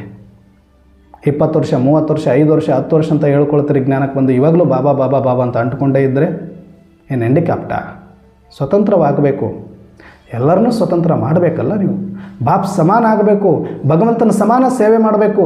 ಇನ್ನು ಸಾವಿರಾರು ಕೋಟ್ಯಾಂತರ ಆತ್ಮರನ್ನು ತಯಾರು ಮಾಡಬೇಕು. ನಾವು ಬರೀ ಅಲ್ಲೇ ಕೂತ್ಕೊಂಡಿದ್ದರೆ ಗಿರಿಕಿ ಹೊಡ್ಕೊಂಡು. ಡ್ರಾಮಾ ಅಂತ ಬಳಸಿ. ಇವತ್ತಿಂದ ಹೋಮ್ವರ್ಕ್ ಇದೆ ನಿಮಗೆ. ಪ್ರತಿಯೊಂದಕ್ಕೂ ಡ್ರಾಮಾ ಅನ್ನಿ, ಅದು ಏನೂ ತಪ್ಪಿಲ್ಲ. ಯಾರು ಏನು ಬೇಕಾದ್ರೂ ಅಂದ್ಕೊಳ್ಳಿ. ಅರ್ಧಂಬರ್ಧ ತಲೆ ಬಲ್ತಿರೋರು ಭಾಳ ಜನ ಇದ್ದಾರೆ, ಅರ್ಧಂಬರ್ಧ ಜ್ಞಾನ ಇರೋರು ಭಾಳ ಜನ ಇದ್ದಾರೆ. ಈ ಡ್ರಾಮಾ ಅನ್ನೋದಕ್ಕೆ ಹೆಂಗೆಂಗೋ ಎಕ್ಸ್ಪ್ಲನೇಷನ್ ಕೊಟ್ಟುಬಿಟ್ಟಿದ್ದಾರೆ. ಅದು ಏನಾದರೂ ಇದ್ದುಕೊಳ್ಳಿ, ಅದ್ರ ಬಗ್ಗೆ ನಾನು ಮಾತಾಡೋಕ್ಕೆ ಹೋಗಲ್ಲ. ನೀವು ಡ್ರಾಮಾ ಅಂತ ಬಳಸಿ, ಅದರಿಂದ ಏನೂ ನಷ್ಟ ಇಲ್ಲ. ಎಲ್ಲಿ ಬೇಕಾದರೂ, ಯಾವಾಗ ಬೇಕಾದರೂ, ಎಷ್ಟು ಬೇಕಾದರೂ ಬಳಸಿ. ಆದರೆ ಬಾಬಾ ಅಂತ ಬಳಸಿದ್ರೆ ಅದು ಅಪಚಾರ ಆಗಿಬಿಡುತ್ತೆ, ಅದು ಪಾಪ ಆಗಿಬಿಡುತ್ತೆ, ಅದು ಆರೋಪ ಆಗಿಬಿಡುತ್ತೆ ಭಗವಂತನ ಮೇಲೆ. ತಪ್ಪು. ಡ್ರಾಮಾ ಅನ್ನಿ, ಅದು ಏನಿದ್ರು ಸರಿ ಇದ್ದರು, ತಪ್ಪಿದ್ರು, ಪಾಪ ಇದ್ರು, ಪುಣ್ಯ ಇದ್ರು, ಅದು ಹಾಕ್ಕೊಂಬಿಡುತ್ತೆ, ನುಂಗುಬಿಡುತ್ತೆ ಡ್ರಾಮಾ. ಆದರೆ ಬಾಬನ ಮೇಲೆ ಹಾಕಿದರೆ ಇಲ್ಲಿ ಪಾಪ ನಡೀತಾ ಇರುತ್ತೆ, ಬಾಬಾ ಮಾಡಿಸ್ತಾ ಇದ್ದಾರೆ ಅಂದುಬಿಟ್ರೆ ಆ ಪಾಪಕ್ಕೆ ಬಾಬನನ್ನು ಯಾಕೆ ಕಾರಣ ಮಾಡ್ತೀರಿ? ಯಾಕೆ ಬಾಬಾರವ್ರಿಗೆ ಅವಮಾನ ಮಾಡಿಸ್ತೀರಿ? ಹಿಂಗೆ ಹೇಳಿನೇ ಇವತ್ತು ಭಗವಂತನ ಮೇಲೆ ನಂಬಿಕೆ ಹೊಂಟೋಗ್ಬಿಟ್ಟಿದೆ. ಎಲ್ಲ ಬಾಬಾ ಬಾಬಾ ಅಂದೇ ನೀವು ಬಾಬನ ಮನೆಗೆ ಬರೋರಿಗೆ ಎಷ್ಟೋ ಮಕ್ಕಳಿಗೆ ನಂಬಿಕೆ ಇಲ್ದಂಗೆ ಆಗೋಗ್ಬಿಟ್ಟೈತಿ. ಇನ್ನು ಹೊಸಬರು ಬರಬೇಕು ಅಂದರೆ ನೀವು 24 ಗಂಟೆ ಬಾಬಾ ಬಾಬಾ ಅಂತ ಹೇಳಿ ನೋಡಿ, ಏನು ಬಾಬಾ ನಿಮ್ಗೆ ಒಳ್ಳೇದು ಮಾಡಿಬಿಟ್ಟ ಅಂತ ಕೇಳ್ತಾರೆ ಅವ್ರು ಡೈರೆಕ್ಟಾಗಿ. ಏನು ನಿಮ್ಗೆ ಒಳ್ಳೇದು ಮಾಡಿಬಿಟ್ಟ ಬಾಬಾ ನಿಮಗೆ? ನೀವು ಇಷ್ಟೊಂದು ಹೋಗ್ತಾ ಇದ್ರಲ್ಲ, ನೋಡಿ ನಿಮ್ಗೆ ಹಿಂಗಾಗ್ಬಿಡ್ತು, ನಿಮ್ಮ ಮಗನಿಗೆ ಹಿಂಗಾಯಿತು, ನಿಮ್ಮ ಸೊಸೆಗೆ ಹಿಂಗಾಯಿತು, ನಿಮ್ಮದು ಹಂಗಾಯಿತು, ನಿಮ್ಮದು ಹಿಂಗಾಯಿತು. ಏನು 24 ಗಂಟೆ ಬಾಬಾ ಬಾಬಾ? ಅದೇ ನೀವು ಡ್ರಾಮಾ ಬೆಳೆಸಿದ್ರಿ ಮಾತು ಬರ್ತಿತ್ತ ಬಾಬಾರವರಿಗೆ? ಮಕ್ಕಳ ಕಡೆಯಿಂದನೇ ತಂದೆಗೆ ಅವಮಾನ ಆಗಬೇಕಾ? ಅದೇ ಜಾಗದಲ್ಲಿ ಡ್ರಾಮಾದಲ್ಲಿದೆ ಆಗಿದೆ ಬಿಡ್ರಿ, ಪಾತ್ರದಲ್ಲಿದೆ ಆಗಿದೆ ಬಿಡ್ರಿ, ಇದು ಸೃಷ್ಟಿ ನಾಟಕರಿದು, ಅವ್ರ ಪಾತ್ರ ಅವ್ರು ಮಾಡ್ತಾರೆ ಅಂತ ಹೇಳ್ತಾ ಬನ್ನಿ ನೋಡೋಣ ಯಾರು ಮಾತಾಡ್ತಾರೆ. ಪರಮಾತ್ಮ ಮೇಲೆ ಯಾಕೆ ಆರೋಪ ಆಗ್ತಿತ್ತು? ನಾವು ಕೂತ್ಕೊಂಡು ಪರಮಾತ್ಮನ ಮೂತಿಗೆ ಡ್ರಾಮಾ ಮಾಡಿರೋದ್ರಲ್ಲಿ, ಡ್ರಾಮಾದಲ್ಲಿ ಇರೋದ್ರನ್ನು ತೊಗೊಂಡೋಗಿ ಬಾಬನ ಮೂತಿಗೆ ಹಚ್ಚಿಬಿಟ್ಟು ಎಲ್ಲರಿಂದ ಅವಮಾನ ಮಾಡಿಸ್ತಾ ಇದ್ದೀವಿ ಅಂದರೆ ಅದಕ್ಕೆ ನಿಮಿತ್ತ ಆಗಬೇಕಾ ನಾವು? ಇರೋಬ್ಬರ ನಂಬಿಕೆ ಹೋಗುತ್ತೆ. ನೀವು ಈ ಥರ 24 ಗಂಟೆ ಬಾಬಾ ಬಾಬಾ ಅಂದರೆ ಇನ್ನೇನು ಒಳ್ಳೆಯದು ಉಳಿಗಾಲ ಇಲ್ಲ. ಆಗೋದೆಲ್ಲ ಅನಾಚಾರ, ಅನೀತಿ, ಕೆಟ್ಟದ್ದೇ ನಡೆಯುವಾಗ ಬಾಬಾ ಬಾಬಾ ಅಂದ್ಕೊಂಡು ಕೂತ್ಕೊಂಡ್ಬಿಟ್ರೆ ನೀವು ಎಷ್ಟು ಅಣಿ ಹೊಡ್ಕೋಬೇಕು ಬಾಬಾ ಬಂದು. ನಾನಲ್ಲೋ ನಾನಲ್ಲೋ ನಾನಲ್ಲೋ ಅಂತ ಅಷ್ಟು ಹೇಳ್ತಾ ಇದ್ದಾರೆ. ಮತ್ತು ಬಾಬಾ ಮಾಡಿಸ್ಬಿಟ್ರು ನೋಡು, ಬಾಬಾ ಕಳಿಸಿಬಿಟ್ರು ನೋಡು. ಏನೆಲ್ಲ 24 ಗಂಟೆ ಇವ್ರು ಹೇಳ್ದಂಗೆ ಹಂಸತೂಲಿಕದಲ್ಲೇ ಉಯ್ಯಾಡ್ತಾ ಇದ್ದಾರೆ. ಎಲ್ಲ ಪುಷ್ಪ ಕುಮಾನಗಳೇ ಬಂದ್ಬಿಡ್ತಾ ಇದೆ ಇವ್ರಿಗೆ ಕರೆಸಿದ ತಕ್ಷಣವೇ. ಬಾಬಾ ಕಳಿಸ್ಬಿಟ್ರು, ಬಾಬಾ ಮಾಡಿಸ್ಬಿಟ್ರು, ಬಾಬಾ ಆಗ್ಬಿಡ್ತು. ನಶೆ ಏನದು? ಇನ್ನೇನು LKG UKG ಮಕ್ಕಳು ಆ ನಶೆಯಲ್ಲಿ ಓಡಾಡಲಿಕ್ಕೆ? ಪ್ರಾಕ್ಟಿಕಲ್ ಆಗಿ ಬನ್ನಿ, ಜ್ಞಾನಿಗಳಾಗಿ ಪ್ರಬುದ್ಧರಾಗಬೇಕು. ಚಿಕ್ಕ ಮಕ್ಕಳ ಥರ ಆಡೋದಲ್ಲ ಜ್ಞಾನ ಇದು. ಭಕ್ತಿ ಮಾಡ್ಕೊಂಡಿರಬೇಕಾಗುತ್ತೆ. ಇಲ್ಲಾಂದ್ರೆ ಸುಮ್ಮನೆ ನೀವು ಅದಾದರೂ ಬೆಸ್ಟು. ಅರ್ಧಮರ್ಧ ತಿಳ್ಕೊಳ್ಬಿಡಿ. ತಿಳ್ಕೊಳ್ತೀರ ಪೂರ್ತಿ ತಿಳ್ಕೊಳ್ಳಿ ಜ್ಞಾನಕ್ಕೆ ಬಂದ ಮೇಲೆ. ಅರ್ಧಮರ್ಧ ತಿಳ್ಕೊಳ್ಳೋಂಗಿದ್ರೆ ಸುಮ್ಮನೆ ಭಕ್ತಿನೇ ಮಾಡಿ ನೀವು, ನಿಮಗಿದು ಒಗ್ಗೋದಿಲ್ಲ. ಸುಮ್ಮನೆ ಬಾಬರವ್ರ ಹೆಸರಿಗೆ ಅಮಂಗಳ ಮಾಡಬೇಡಿ, ಬಾಬರವ್ರ ಹೆಸರಿಗೆ ಅವಮಾನ ಮಾಡಿಸ್ಬೇಡಿ. ಎಲ್ಲದಕ್ಕೂ ಡ್ರಾಮಾ ಅನ್ನಿ. ಹೌದು, ಡ್ರಾಮಾದಲ್ಲಿ ಇದ್ದರೆ ಆಗುತ್ತೆ, ಇಲ್ಲಂದ್ರೆ ಏನಾಗೋದಿದೆ? ಭಗವಂತ ಬರಬೇಕು ಡ್ರಾಮಾದಲ್ಲಿ ಇತ್ತು, ನಾವು ಮಕ್ಕಳಾಗಬೇಕು ಡ್ರಾಮಾದಲ್ಲಿತ್ತು, ನಾವು ದೇವತೆಗಳಾಗಬೇಕು ಡ್ರಾಮಾದಲ್ಲಿದ್ದೆ. ನಾವು ಏನು ಮಾಡೋದು? ಇದ್ದದ್ದೇ ಮಾಡೋದು. ಇದನ್ನು ಇದ್ದದ್ದನ್ನು ಇದ್ದಂಗೆ ಹೇಳೋಕೆ ಅಷ್ಟೇ ಯಾಕೆ ಭಯ ಪಡ್ತೀರಿ? ಇವರು ತಮಗೆ ಬೇಕಾದಂಗೆ ಇನ್ಯಾರನ್ನೋ ಬಳಸ್ಕೊಳ್ಳೋದಕ್ಕೆ ಹಂಗಲ್ಲ ಹಿಂಗಲ್ಲ ಅಂತ ಸುಮ್ಮನೆ ಡೈವರ್ಟ್ ಮಾಡಿ ನಿಮ್ಮನ್ನು ಕಿವಿಯಲ್ಲಿ ಹೂವು ಇಡ್ತಾರೆ. ಅದನ್ನು ತಲೆ ಕೆಡಿಸ್ಕೋಬೇಡಿ. ಯಾರ್ಯಾರ ಪಾತ್ರ ಎಷ್ಟೆಷ್ಟು ಇರುತ್ತೆ ಅಷ್ಟೇ ಮಾಡೋಕ್ಕಾಗೋದು. ಯಾರು ಏಟು ಎಗರಾಡಿದ್ರು, ಚೀರಾಡಿದ್ರು, ಹಾರಾಡಿದ್ರು, ಯಾರನ್ನೇನು ಒಂದು ಗುಲುಗುಂಜಷ್ಟು ಅಗಲಾಡ್ಸೋಕ್ಕೆ ನಮ್ಮಿಂದ ಆಗೋದೇ ಇಲ್ಲ. ಬೇಕಾದವ್ರು ಆಗಿರ್ರಿ. ಪರಮಾತ್ಮನಿಂದನೇ ಆಗಲ್ಲ. ಈ ಡ್ರಾಮಾದಲ್ಲಿ ಯಾರ ಪಾತ್ರ ಏನಿದೆ ಅದನ್ನೇ ಮಾಡಬೇಕು ಅವರು. ಒಬ್ಬರನ್ನ ಬೇರೆಯವ್ರನ್ನ ತೊಗೊಂಡು ಬಾ ಅಂತೇಳಿ ಸತ್ಯುಗಕ್ಕೆ ನೋಡೋಣ ಬಾಬರವ್ರನ್ನ. ಸರ್ವಶಕ್ತಿವಂತ ನಿಜ, ಆದರೆ ಡ್ರಾಮಾದಲ್ಲಿ ಅದಕ್ಕೆ ಅವಕಾಶ ಇಲ್ಲ. ಈ ಸತ್ಯ ಗೊತ್ತಿದ ಮೇಲೆ ಎಲ್ಲ ಬಾಬನ ಮೇಲೆ ಹಾಕಿದರೆ ಈ ಅನಾಚಾರಗಳಿಗೆ ಬಾಬನಿಗೆ ಯಾಕೆ ಅಣೆಪಟ್ಟಿ ಕಟ್ಟಿಸ್ತೀರಿ? ಇದು ಬಾಬಾರವರಿಗೆ ನಮ್ಮಿಂದ ಆಗೋ ಅವಮಾನ ಆಗುತ್ತೆ ಮುಂದಿನ ದಿನಗಳಲ್ಲಿ. ನೀವು ಬಾಬಾ ಅಂತ ಎಷ್ಟು ಬಳಸ್ತೀರಿ ಅಷ್ಟು ಡೇಂಜರ್ ಆಗ್ತಾ ಹೋಗುತ್ತೆ ಮುಂದಿನ ದಿನಗಳಲ್ಲಿ. ಒಳಗಡೆ ಇರಬೇಕದು ಪ್ರೀತಿ, ಒಳಗಡೆ ಆತ್ಮೀಯತೆ ಇರಬೇಕು. ಯೋಗ ಬಾಬಾರವ್ರ ನೆನಪು ಒಳಗಡೆ ಇರಬೇಕದು, ಹೊರಗಡೆ ಬಾಯಿಂದ ಬರಬಾರ್ದು. ಬಾಯಿಂದ ಬರೋದಿದ್ರೆ ಡ್ರಾಮಾ ಅಂತ ಬರಲಿ. ಇದು ಯುಕ್ತಿ. ಒಳಗಡೆ ನಮಗೆ ನಿಶ್ಚಯ ಬಾಬನ ಮೇಲೆ ಇರಬೇಕು, ಪ್ರೀತಿ ಬಾಬನ ಮೇಲೆ ಇರಬೇಕು, ಬಾಬನ ಜೊತೆ ಸಂಬಂಧ ಇರಬೇಕು, ಅನುಭವ ಬಾಬನ ಜೊತೆ ಮಾಡಿ, ಸಂಸಾರ ಬಾಬನ ಜೊತೆಗೆ ಮಾಡಿ, ಸಂಬಂಧ ಬಾಬನ ಜೊತೆಗೆ ಮಾಡಿ. ಆದರೆ ಸತ್ಯ ಏನು, ವಾಸ್ತವ ಏನು, ಡ್ರಾಮಾದಲ್ಲಿ ಏನಿದೆ ಅದು ನಡೀತಾ ಇದೆ ಅಷ್ಟೇ. ಅದನ್ನು ಮಾತ್ರ ಡ್ರಾಮಕ್ಕೆ ಹಾಕಿ, ಅದರ ಮೇಲೆ ಹಾಕಿ ನೀವು ಯಾಕೆ ಬಾಬನ ಮೇಲೆ ಹಾಕ್ತೀರಿ? ಅದು ಎಲ್ಲವನ್ನ ಸಹಿಸ್ಕೊಳ್ಳೋ ತಾಕತ್ತು ಡ್ರಾಮಾಗಿದೆ. ಡ್ರಾಮಕ್ಕೆ ಏನು ಫರಕ್ ಬೀಳೋದಿಲ್ಲ. ಅಲ್ಲಿ ಕಲಿಯುಗನೂ ಅಷ್ಟೇ, ಸತ್ಯುಗನೂ ಅಷ್ಟೇ, ಪಾಪನೂ ಅಷ್ಟೇ, ಪುಣ್ಯನೂ ಅಷ್ಟೇ, ಧರ್ಮನೂ ಅಷ್ಟೇ, ಅಧರ್ಮನೂ ಅಷ್ಟೇ. ಯಾಕಂದ್ರೆ ಅದ್ರ ಕೆಲಸನೇ ಅದು, ಸ್ಟೇಜಿನ ಕೆಲಸನೇ ಅದು. ಅದಕ್ಕೆ ಹಾಕೋದು ಬಿಟ್ಟು ಈ ತಿಳುವಳಿಕೆ ಬಂದ ಮೇಲೆ ಮತ್ತೆ ಬಾಬಾ ಅಂತೀವಿ ಅಂದರೆ ಅದು ನಮ್ಮ ಅಜ್ಞಾನದ ಪರಮಾವಧಿ ಆಗುತ್ತೆ. ಆಳವಾಗಿದೆ ಜ್ಞಾನ. ಸುಮ್ಮನೆ ಮೇಲೆ ಆಟ ಆಡ್ಕೊಂಡು ಹೋದರೆ ನಡೆಯೋದಿಲ್ಲ. ಇನ್ನು ಮುಂದೆ ತುಂಬ ಡೀಪ್ ಆಗಬೇಕು. ನಾವು ಪ್ರಬುದ್ಧತೆ ಬರಬೇಕು, ಚೇಂಜಸ್ ಬರಬೇಕು. ನಾವು ಆಡೋ ಭಾಷೆಯಲ್ಲಿ ಚೇಂಜ್ ಆಗಬೇಕು, ನಮ್ಮ ಸ್ಥಿತಿಯಲ್ಲಿ ಚೇಂಜ್ ಆಗಬೇಕು, ನಮ್ಮ ದೃಷ್ಟಿಯಲ್ಲಿ ಚೇಂಜ್ ಆಗಬೇಕು, ನಮ್ಮ ಅನುಭವದಲ್ಲಿ ಚೇಂಜ್ ಆಗಬೇಕು. ಅವಾಗೇನಾದರೂ ನಾವು ಚೇಂಜ್ ಮಾಡಲಿಕ್ಕಾಗತ್ತೆ. ಭಕ್ತಿ ಮಾರ್ಗದಲ್ಲೂ ಶಿವ ಅಂತಾರೆ, ನೀವು ಬಾಬಾ ಬಾಬಾ ಅಂತೀರಿ. ಅವರು ಎಲ್ಲ ಶಿವನಿಚ್ಛೆ ಅಂತಾರೆ, ನೀವು ಎಲ್ಲ ಬಾಬಾ ಮಾಡಿಸ್ತಾರೆ. ಮತ್ತು ಅವ್ರಿಗೂ ನಿಮ್ಗೆ ಏನು ವ್ಯತ್ಯಾಸ? ಸುಮ್ಮನೆ ಒಂದೆರಡು ಶಬ್ದ ಚೇಂಜ್ ಮಾಡ್ಕೊಂಡಿರಿ ಅಷ್ಟೇ. ಇನ್ನೂ ಭಕ್ತಿ ಮಾರ್ಗದಲ್ಲೇ ಉಳ್ಕೊಂಡಿದ್ದೀರಿ. ನೀವು ಅಂದ್ಕೊಂಡಿದ್ರಿ ಬ್ಯಾಡ್ಜ್ ಹಾಕ್ಕೊಂಡ್ಬಿಟ್ಟಿದ್ದೀವಿ, ನಾವು ಜ್ಞಾನಕ್ಕೆ ಬಂದುಬಿಟ್ಟಿದ್ವಿ. ಇಲ್ಲ, ಯಾರು ಬಾಬಾ ಬಾಬಾ ಅಂತ ಪ್ರತಿ ಮಾತಿಗೆ ಬಳಸ್ತಾರೋ ಒಳಗಡೆ ಅಭಿಮಾನ ಇಟ್ಕೋಬೇಕು. ಅದು ತೋರಿಸೋದಲ್ಲ ಜ್ಞಾನ, ಯೋಗ ತೋರಿಸೋದಲ್ಲ, ನೆನಪು ತೋರಿಸೋದಲ್ಲ, ಪ್ರೀತಿ ತೋರಿಸೋದಲ್ಲ, ತೋರಿಸ್ಲಿಕ್ಕೆ ಬರೋದಿಲ್ಲ. ಹೊರಗಡೆ ಸುಮ್ಮನೆ ಮಮ್ಮಿ ಮಮ್ಮಿ ಮಮ್ಮಿ ಅನ್ನೋದಲ್ಲ, ಒಳಗಡೆ ಭಕ್ತಿ ಇದ್ದರೆ ಸಾಕು ತಾಯಿ ಬಗ್ಗೆ. ಹಾಗೆ ಪ್ರೀತಿ ಒಳಗಡೆ ಇರಲಿ, ಆದರೆ ಹೊರಗಡೆ ಪ್ರತಿ ಶಬ್ದನೂ ಡ್ರಾಮಾ ಅಂತ ಬರಬೇಕು ನಿಮಗೆ. ಇದನ್ನು ಅಭ್ಯಾಸ ಮಾಡಿ ನೋಡಿ, ನಿಮ್ಮಲ್ಲಿ ಅಖಂಡವಾದ ಬದಲಾವಣೆ ಬರುತ್ತೆ, ಅದ್ಭುತವಾದ ಬದಲಾವಣೆ ಬರುತ್ತೆ. ನಿಮಗೊಂದು ಧೈರ್ಯ ಕೊಡುತ್ತೆ. ಅದು ಎಷ್ಟು ಡ್ರಾಮಾ ಅಂತೀರಿ ಅಷ್ಟು ಧೈರ್ಯ, ಅಷ್ಟು ತಾಕತ್ತು, ಅಷ್ಟು ನಿಶ್ಚಯ ಬಂದ್ಬಿಡುತ್ತೆ ನಿಮಗೆ. ನೋಡಿಬೇಕಾದ್ರೆ ಇದನ್ನು ಕಲಿಸೋಕ್ಕೆ ಬಾಬಾ ಬಂದಿರೋದು. ಈ ಟ್ರಿಕ್ಸ್, ಈ ಸೂತ್ರವನ್ನು ಕೊಡಲಿಕ್ಕೆ ಬಾಬಾ ಬಂದಿದ್ದಾರೆ. ಇದೇ ಅರ್ಥ ಆಗ್ತಾಯಿಲ್ಲ ನಮಗೆ. ಅದಕ್ಕೆ ಇವತ್ತು ಬಾಬರವರು ನಮ್ಮನ್ನು ತಮ್ಮಂತೆ ನಿಶ್ಚಿಂತರನ್ನಾಗಿ ಮಾಡಲಿಕ್ಕೆ ಬಯಸ್ತಿದ್ದಾರೆ, ತಮ್ಮಂತೆ ಅಶರೀರಿ ಆಗಲಿಕ್ಕೆ ಬಯಸ್ತಿದ್ದಾರೆ, ತಮ್ಮಂತೆ ಸಾಕ್ಷಿಯಾಗಿರಲಿಕ್ಕೆ ಬಯಸ್ತಿದ್ದಾರೆ, ತಮ್ಮಂತೆ ಬಿಂದು ಆಗಿರಲಿಕ್ಕೆ ಬಯಸ್ತಿದ್ದಾರೆ. ಬಾಪ್ ಸಮಾನ ಆಗಬೇಕು ನನ್ನ ಮಕ್ಕಳು ಅಂತಲೇ ತನ್ನಲ್ಲಿರುವ ಎಲ್ಲ ಡ್ರಾಮಾದ ಸೀಕ್ರೆಟ್ಸನ್ನು ನಮಗೆ ಕೊಟ್ಟು ನಮ್ಮನ್ನು ನಿಶ್ಚಿಂತರನ್ನಾಗಿ, ಖುಷಿಯರನ್ನಾಗಿ ಇಡಲಿಕ್ಕೆ ಪ್ರಯತ್ನ ಪಡ್ತಿದ್ದಾರೆ. ಅದಕ್ಕೆ ಇವತ್ತಿನ ಮುರಳಿ ಮುಖ್ಯ ಸಾರದಲ್ಲಿ ಹೇಳ್ತಾ ಇರೋದು, ಈ ಡ್ರಾಮಾ ಸದಾಕಾಲ ತಿರುಗ್ತಾ ಇರುತ್ತೆ. ಈ ತಿಳುವಳಿಕೆಯಿಂದ ನಮಗೇನು ಲಾಭ ಅಂದರೆ, ಇವತ್ತೇನು ನಾವು ದುಃಖ ಅನುಭವ ಮಾಡ್ತಾ ಇದ್ದೀವಿ, ಇವತ್ತೇನು ಅವಮಾನ ಅನುಭವ ಮಾಡ್ತಾ ಇದ್ದೀವಿ, ಇವತ್ತೇನು ವಿಘ್ನ ಅನುಭವ ಮಾಡ್ತಾ ಇದ್ದೀವಿ, ಇವತ್ತೇನು ನಮಗೆ ತೊಂದರೆ ಅನುಭವ ಮಾಡ್ತಾ ಇದ್ದೀವಿ, ಇವತ್ತೇನು ಬಲಹೀನತೆ ಅನುಭವ ಮಾಡ್ತಾ ಇದ್ದೀವಿ, ಈ ಸಮಯನೂ ಕೂಡ ಉಳಿಯೋದಿಲ್ಲ, ಮುಗಿಯುತ್ತೆ. ಯಾಕಂದರೆ ಡ್ರಾಮದ ನಿಯಮ ಇದೆ, ಇದು ತಿರುಗ್ತಾ ಇರುತ್ತೆ, ಇದು ನಿಂತಲ್ಲಿ ನಿಲ್ಲೋದಿಲ್ಲ. ನನ್ನ ಕೆಟ್ಟ ಸಮಯಗಳು, ನನ್ನ ಕೆಟ್ಟ ದಿನಗಳು ಕೂಡ ಮುಗಿದೋಗುತ್ತೆ. ಕಳೀತಾ ಇದೆ ಅಂತಾದರೂ ಹರ್ಷಿತರಾಗಬಹುದು ನಾವು. ಅದಕ್ಕೆ ಈ ಡ್ರಾಮಾ ಪಾಯಿಂಟ್ ಕೊಡೋದು ಬಾಬಾ. ಡ್ರಾಮಾ ತಿರುಗ್ತಾ ಇದೆ ಅಂತ ತಿಳಿದಾಗನೇ ಓ ನಿಲ್ಲಲ್ಲ ಇದು ಕೂಡ. ನನಗಿವತ್ತು ಎಷ್ಟೇ ಕಷ್ಟ, ಎಷ್ಟೇ ತೊಂದರೆ, ಎಷ್ಟೇ ದುಃಖ, ಎಷ್ಟೇ ರೋಗ, ಎಷ್ಟೇ ಬಾಧೆ ಇರ್ಬೋದು, ಆದರೆ ಇದು ಮುಗೀತಾ ಇದೆ ಅನ್ನೋದೇ ಖುಷಿ. ಬಂದಾಗಿದೆ, ಏನೂ ಮಾಡೋಕ್ಕಾಗಲ್ಲ, ಆದರೆ ಮುಗೀತದೆ, ನಿಂತಿಲ್ಲ, ನನ್ನ ಜೊತೆ ಹೋಗ್ತಾ ಇದೆ ಅಲ್ವಾ, ಹಿಂದಕ್ಕೆ ಪಾಸ್ ಆಗ್ತಾ ಇದೆಯಲ್ಲ, ನಮ್ಮನ್ನು ದಾಟ್ಕೊಂಡು ಹೋಗ್ತಾ ಇದೆಯಲ್ಲ, ಇದಕ್ಕೆ ಖುಷಿ ಪಡಬೇಕು. ಇನ್ನು ಮತ್ತೇನು ಹೇಳ್ತಾರೆ, ಟಿಕ್ ಟಿಕ್ ಟಿಕ್ ಟಿಕ್ ನಡೀತಾ ಇರುತ್ತೆ. ನಿಮಗೆ ಈ ಚಿಂತೆಯಿಂದ ಹೊರಗೆ ಬರೋಕ್ಕೆ ಮನಸ್ಸಿದೆಯೋ ಇಲ್ಲೋ ಗೊತ್ತಿಲ್ಲ, ಆದರೆ ಡ್ರಾಮಾ ನಿಮ್ಮನ್ನು ಇದೇ ಚಿಂತೆಯಲ್ಲಿ ಇಡಲಿಕ್ಕೆ ಇಷ್ಟಪಡೋದಿಲ್ಲ. ಅರ್ಥ ಮಾಡ್ಕೊಳ್ಳಿ ಮಾತನ್ನು. ನಿಮಗೆ ಈ ಭಯದಿಂದ, ಚಿಂತೆಯಿಂದ ಹೊರಗೆ ಬಿಡೋಕ್ಕಾಗುತ್ತೋ ಇಲ್ಲ, ಆ ತಾಕತ್ತು ನಿಮಗಿದೆಯಿಲ್ಲ ನನಗೆ ಗೊತ್ತಿಲ್ಲ, ಆದರೆ ಡ್ರಾಮಾನೇ ಈ ಚಿಂತೆಯಿಂದ, ಈ ಭಯದಿಂದ ನಿಮ್ಮನ್ನು ಹೊರಗಡೆ ತರಲಿಕ್ಕೆ ಅದು ಮುಂದೆ ಓಡ್ತಾ ಇದೆ. Tick tick tick tick. ಎಷ್ಟು ನಿಶ್ಚಿಂತ ಇರಬಹುದು. ಇಷ್ಟೇ ಜ್ಞಾನದಲ್ಲಿ ನಿಶ್ಚಿಂತತೆಗೆ, ಸಾಕ್ಷಿ ಸ್ಥಿತಿಗೆ, ಒಂದು ಧೈರ್ಯಕ್ಕೆ ಇದಕ್ಕಿಂತ ಬೇಕಾ ನಿಮಗೆ? ಅದಕ್ಕೆ ಬಾಬಾ ಈ ಸಾಲುಗಳನ್ನು ಒಂದೊಂದು ಮಹಾವಾಕ್ಯ ಸುಮ್ಮನೆ ಕೊಟ್ಟಿಲ್ಲ ಬಾಬರವರು, ಅದನ್ನು ಅಷ್ಟು ಆಳವಾಗಿ ತಗೊಳ್ಬೇಕು ನಾವು ಅಷ್ಟೇ. ಮೇಲ್ಮೇಲೆ ನೋಡಿದ್ರೆ ಬರೀ ಶಬ್ದಾರ್ಥ ಸಿಗುತ್ತೆ, ಹಿಂಗೆ ತಿರುವಾಕೊಂಡು ಮುರಳಿ ತಿರುವಾಕೊಂಡು ಹೋಗ್ಬಿಟ್ರೆ ಮುಗಿದೋಯ್ತ ಕೆಲಸ. ಅಷ್ಟು ಆಳವಾಗಿ ಹೋಗಬೇಕು. ಆ ಒಂದು ಮಾತಲ್ಲಿ ನನಗೆ ಎಲ್ಲಿ ಧೈರ್ಯ ಸಿಗುತ್ತೆ, ಎಲ್ಲಿ ನಿಶ್ಚಿಂತತೆ ಮಾಡ್ತಿದ್ದಾರೆ, ಎಲ್ಲಿ ಸಾಕ್ಷಿ ಮಾಡಲಿಕ್ಕೆ ನೋಡ್ತಿದ್ದಾರೆ ಬಾಬಾ, ಹೆಂಗೆ ನನ್ನ ಖುಷಿಯಲ್ಲಿ ಇಡಲಿಕ್ಕೆ ನೋಡ್ತಿದ್ದಾರೆ, ಇದರಿಂದ ಏನು ಪಾಠ ಕಲಿಸ್ಲಿಕ್ಕೆ ನೋಡ್ತಿದ್ದಾರೆ ಅಂತ ಎಲ್ಲ ಆ್ಯಂಗಲಲ್ಲೂ ಸ್ಕ್ಯಾನ್ ಮಾಡಬೇಕು ಬಾಬರವರು ಒಂದೊಂದು ಮಾತುಗಳನ್ನು, ಮಹಾವಾಕ್ಯಗಳನ್ನು. ಡ್ರಾಮಾ ತಿರುಗ್ತಾ ಇದೆ ಅಂದರೆ ನಿಶ್ಚಿಂತತೆ, ಟಿಕ್ ಟಿಕ್ ಸರಿತಾ ಇದೆ ಅಂದರೆ ನನ್ನೆಲ್ಲ ಈ ಕಷ್ಟದ ದಿನಗಳು ಓಡ್ತಾ ಇದೆ, ನನಗಿಷ್ಟ ಇಲ್ಲದೆ ಇದ್ದರೂ ಕೂಡ, ನನಗೆ ಬಿಡೋಕ್ಕಾಗದೇ ಇದ್ದರೂ ಕೂಡ ಅದೇ ಕರ್ಕೊಂಡು ಹೋಗ್ತಾ ಇದೆ ಮುಂದಕ್ಕೆ. ಬೇಡ ಇವ್ರ ಹತ್ರ ನಿಂತ್ಕೋಬೇಡ ಭಾಳ ದಿನ ಅಂತ ಈ ಕೆಟ್ಟ ಸಮಯವನ್ನು ಆ ಡ್ರಾಮಾ ಕರ್ಕೊಂಡು ಮುಂದೆ ಸಾಕ್ತಾ ಇದೆ ನನ್ನ ಬಿಟ್ಟು. ನಾನು ನಿಂತಿದ್ದೀನಿ, ಡ್ರಾಮಾ ತಿರುಗ್ತಾ ಇದೆ.